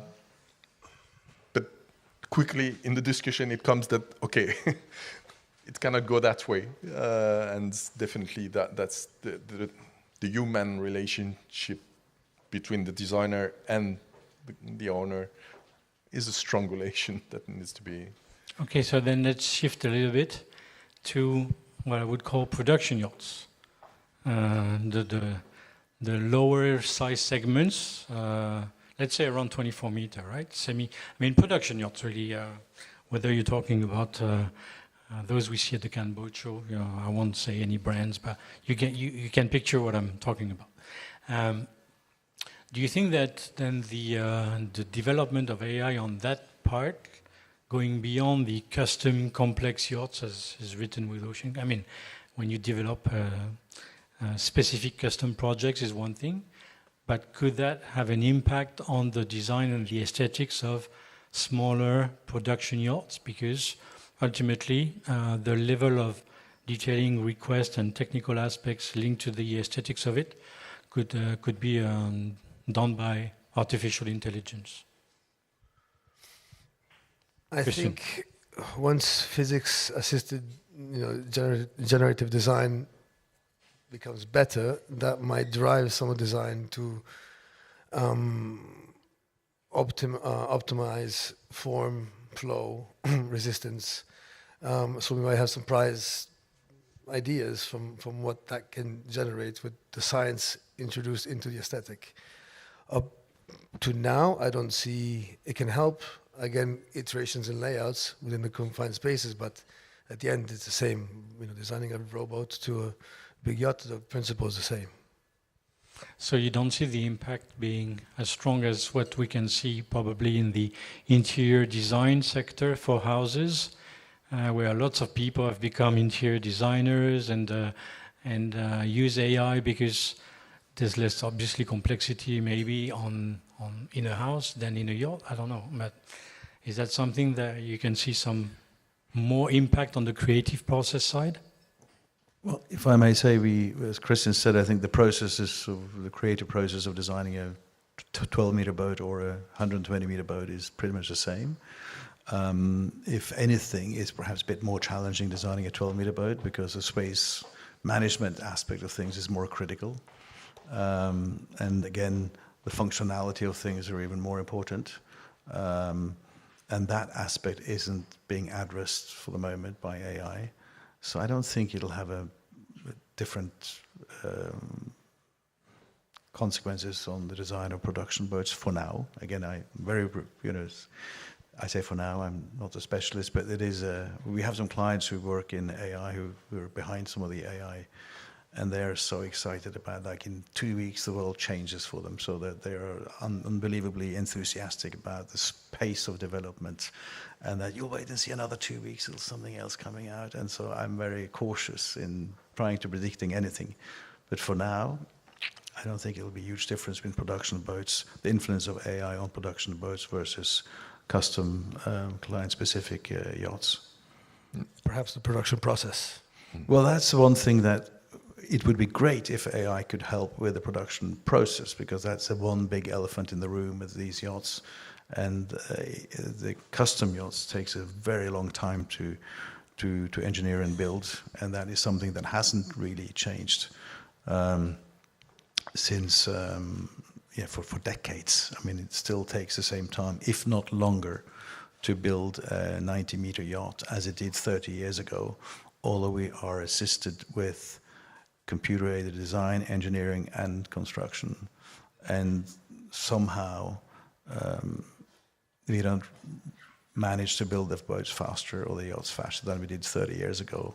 We probably spend many more hours designing them and modeling everything in 3D, but the production aspect of things has not impacted it. And that would be fantastic, because that's one of the real big obstacles we have today, is talking to a client about a new yacht, and you're talking today delivery in 32, 33, which is a long time from today. Yes. Yeah, if I may add just one thing on top of what they say, it's actually correct. Also to say, just imagine we gave an interior design completely empty into an AI engine, and at the same time we provided the AI texture, materials, images, some kind of patterns. AI can create something cool, but at the same time, as I was saying before, it's not helping that much unless the last word is stated by the designer. So we can have ideas, AI with the clients, with the owner, we can work side by side with them, but then at the same time, we have to provide the final solution. AI can give us possibilities, and it's not the same as solution.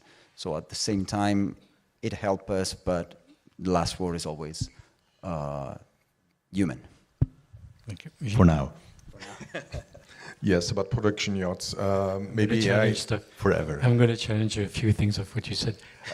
We mentioned that AI is good at the iterations, and I think that for production boats, brand willing to have a range of yachts of the same DNA would be maybe good and easier for the AI to provide iteration of a range of yachts of the different sizes based on the same DNA aesthetic, which is given as, I mean, the artistic direction given to the AI to develop different iteration of those yachts, and based and depending on how we can feed the AI to have proper help and not fully redesigning every yacht, but supporting. It's still the same, that AI is just a tool, a support and a help, but final decisions remains on our side so far. Well, we're not talking in the same market, but the reason I ask these questions has to do with a comparison with the automotive industry, whereby the use of AI and such tools, basically the expectations on the brands and the development of new cars has reduced a lot. So when it used to take like 4 or 5 years to develop a new car, now I would say that whether it's the customers or the directors in the brands, they're expecting to be able to shorten that development time. They're under pressure to do that because they've got tools that is supposedly helping them develop things faster. You don't see that kind of pressure happening in the yachting side, especially on the production yachts, unless it's to help with improving production process or speeding up production processes. Christian? The pressure from AI comes from the client of the yard. How many iterations or how fast-paced the production or the information is needed. But going back to cars, there's so many cars now, so many different models. I used to know every car model when I was a kid. Now it's very difficult. And they look the same. And they look the same, right? But this is part of the problem, or the danger of AI is the more you get iterations, but you're steering into a limited database because that's the popular one and that's the information that's given and spit back out, right? So you have to fight against that somehow. Yes? Yeah, I mean, AI compressed the amount of time required by the design process. But at the same time, personally nowadays, I do not see how it can affect the production, the design, and design process in yachting. In car, as you correctly said, cars look all the same now.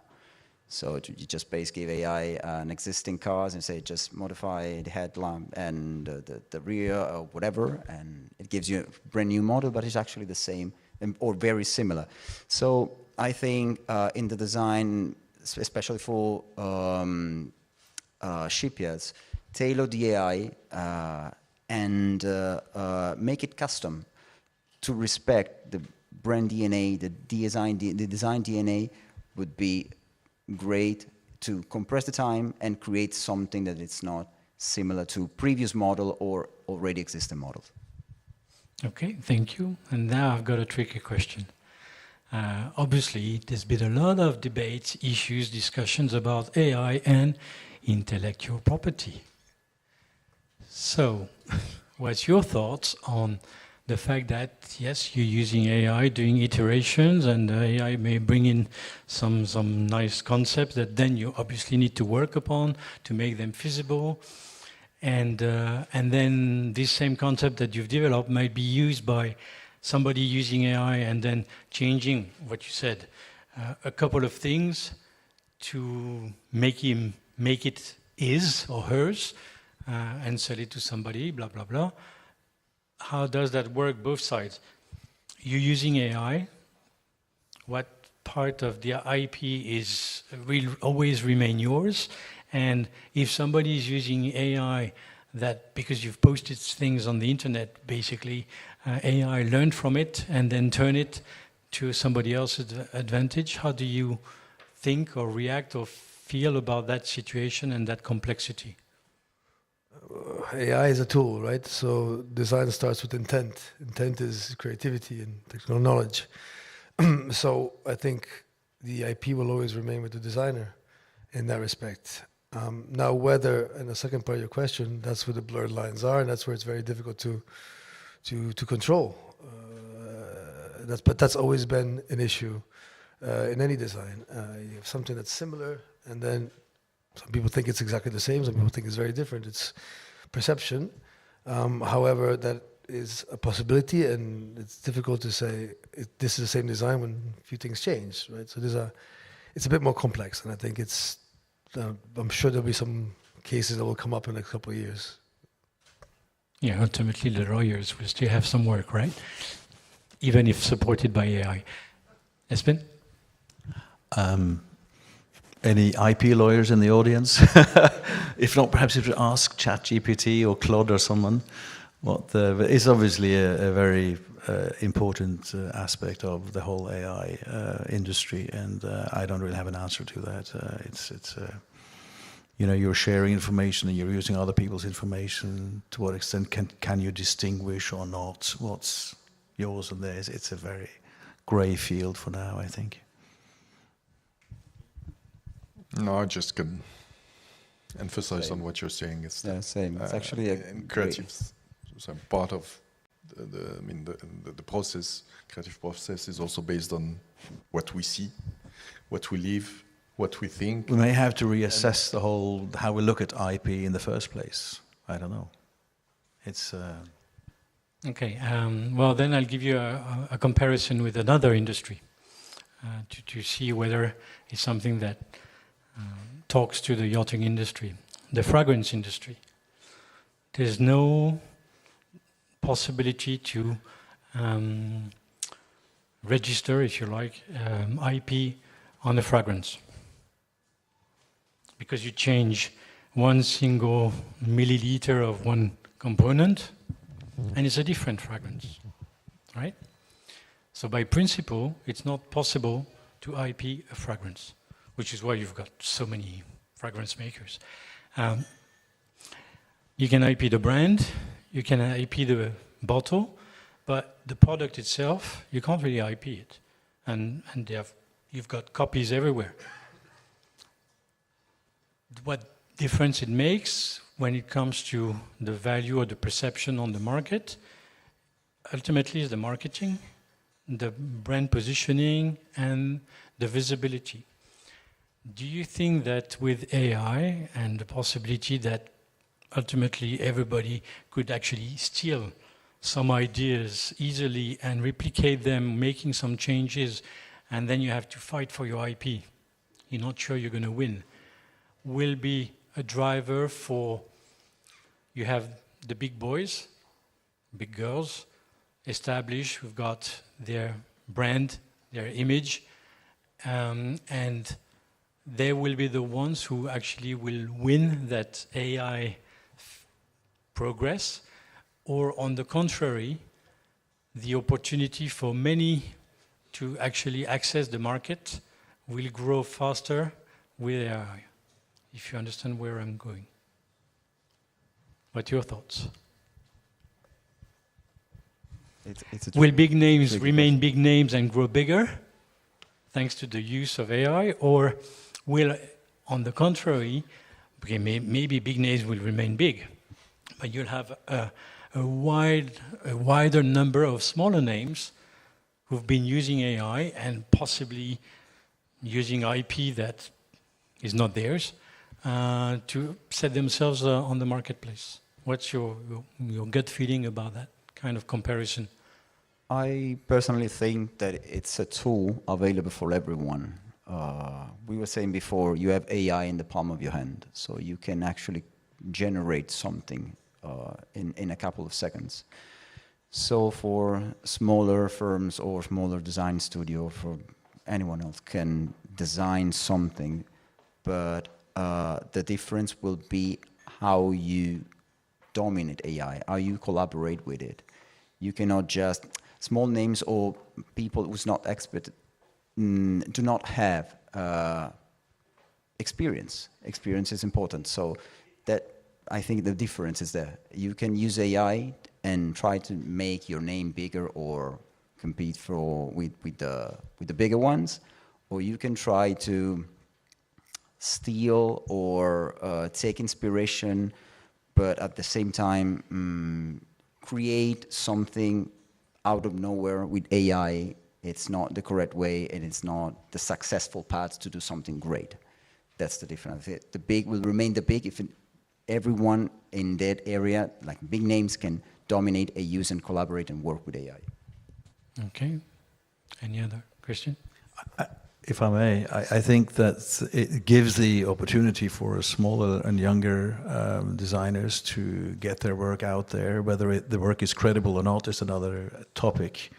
But it's a bit, for me, it's a little bit an analogy to when the internet came online, and you know, in the old days before internet, there were the printed press. And to get in there wasn't that easy. It was very limited, restricted, the distribution, and the outreach to the audience was very limited. But with internet, anyone could start publishing online whatever they produced, and that made it a very level platform for younger and upcoming designers. And I think that perhaps this is a similar situation.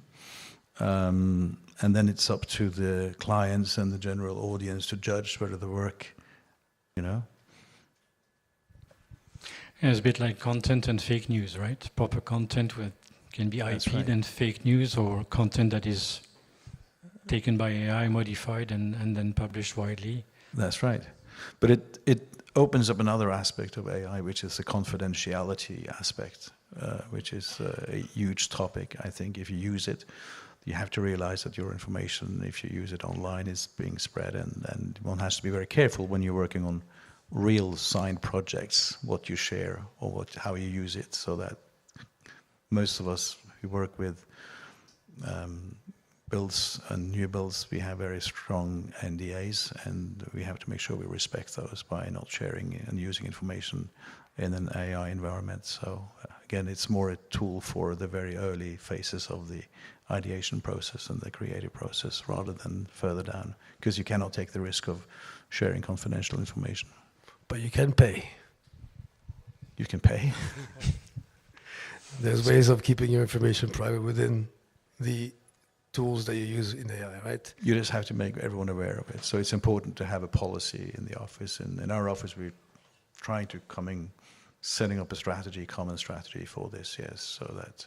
So you're not concerned with yachting and your creative process in comparison with what's happening in the music industry, where basically whatever tops the charts nowadays, I would say not everything, but a big part of what's being listened to on Spotify and others is actually generated by artificial intelligence.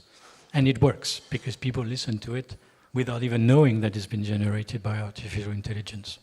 But singers reach millions. We reach a client, and it's that relationship, right? The feeling that you get from music is one thing, but the emotion and the experiences and the stories that you share with the client and during the process is not comparable. Thank you. Yes? Yeah, but the AI, I mean, this analogy with the music is quite interesting because AI as a tool can help you express something that you would not have the knowledge to be able to.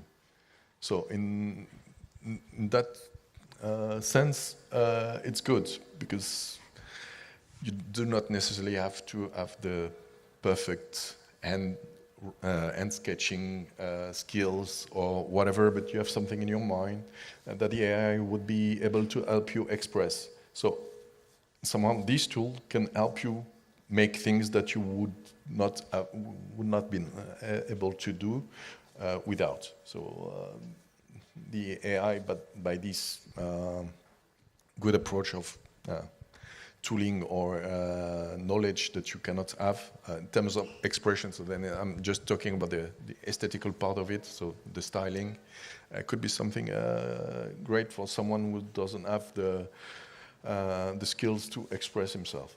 So I think in the music it's kind of the same. You're not able to write a score, but you have this music in your head. You just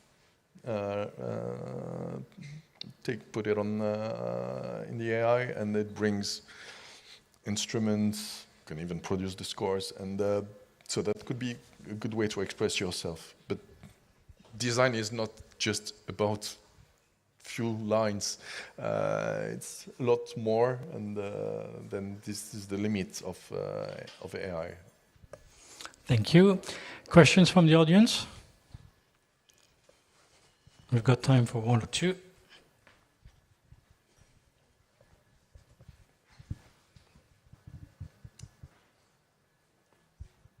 Thanks. Hi, I'm Henry. I'm the Chief Design Engineer at Bernico and Bernico Vanguard. I have a lot of comments on AI because I had a lot of students coming over the design studio and frankly having had a lot of arguments with students because I've seen lately, even at the universities, they rely on AI like they do on ChatGPT.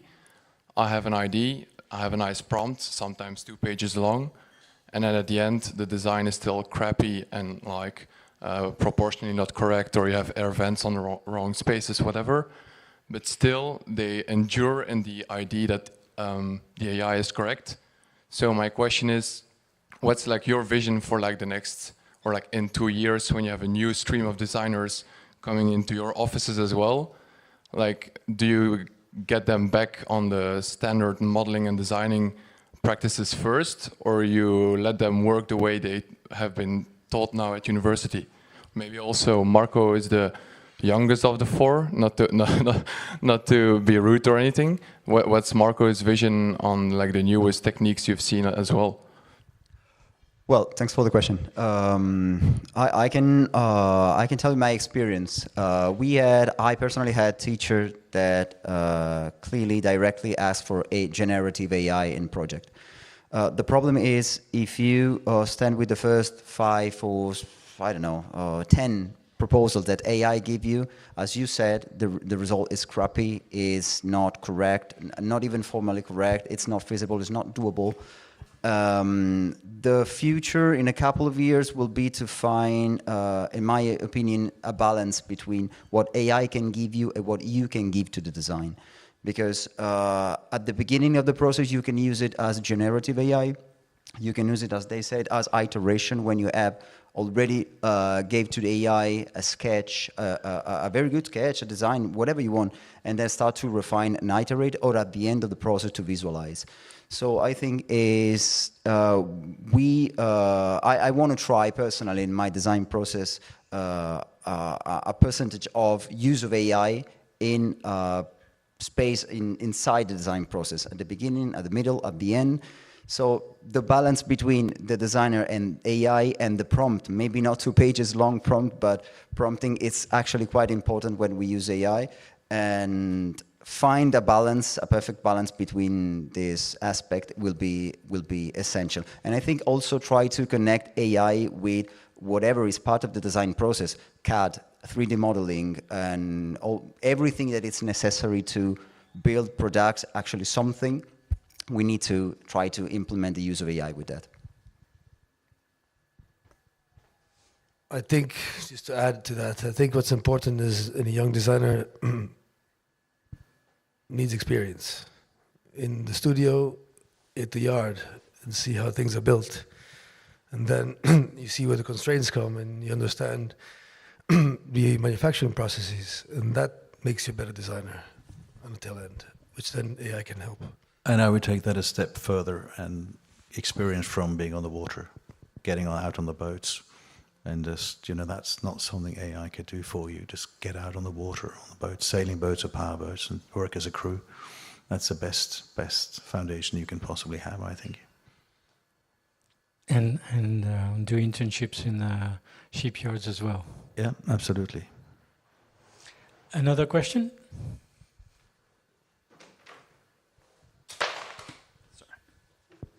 Hi, thank you. Dario Geli from Digital Exhibition Group. We run Digital Yacht Week with the Yacht Club. My question is mainly based on the next generations of designers. What are you looking for in the next generation of designers compared to what you were looking for 5 years ago? Are they going to have to be able to use AI in an efficient way? Are you looking for something else that you used to look for before because now it's different? Do you think you're going to have less need of workforce?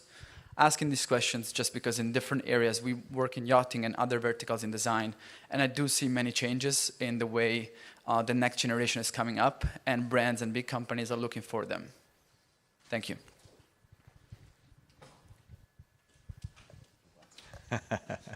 Everyone looks at me. It's because I'm not the youngest one. And you're looking for? I guess the answer is the fundamental things you're looking for are good people. And of course what they can bring to the table. People are open to new technologies, and AI is one of them. It's of course important. But they should not lose sight of the fact that the fundamentals are important to understand, and it comes back to what we just said earlier. Good understanding of the design process, good understanding of the functions you're trying to resolve. I kind of consider myself a problem solver, and it's about understanding the problems and then trying to come up with proper solutions. AI is a tool set. It's great. People know how to use it. It's a great asset. But it's nothing different again from when CAD came online, then 3D modeling, surface modeling, solid modeling, and so on. It's just another tool set. Having people who can use those properly is a great asset, but I don't think anything fundamentally changes when you're recruiting, I think. But I do think that because it is such a catalyst and accelerator, used properly, yes, you can produce more with the same amount of people, or you can produce the same with less amount of people. That's for sure. Thank you, gentlemen. And on this last note, which is not so positive about human resources and the impact of AI on the fact that yes, it will change things. You just produce more. Okay, let's keep it that way. With the same number of people. You can produce more with the same number Exactly. of people. We'll keep it that way with a positive outlook on the possibilities given by AI. And on that note, thank you, gentlemen. And we're done with this morning's late morning session. After lunch, I do suggest that you do go down and check the boats and see what's happening, because it's pretty amazing, and what's happening out at sea as well. There's also plenty of sustainable boats, electric boats especially, out there to be looked at and possibly tested. I don't know, that needs to be verified. But in any case, I mean, the action is really down there in the marina and out at sea. So take advantage of the afternoon to see what's happening. Meet the students, all these engineers, future engineers doing their studies, who are going to be great contributors to making it a more sustainable yachting future. And thanks to everyone for attending. I hope you had interesting sessions, very varied sessions, and insightful. So thanks again, and bon appétit. Merci. Merci. Thank you, everyone.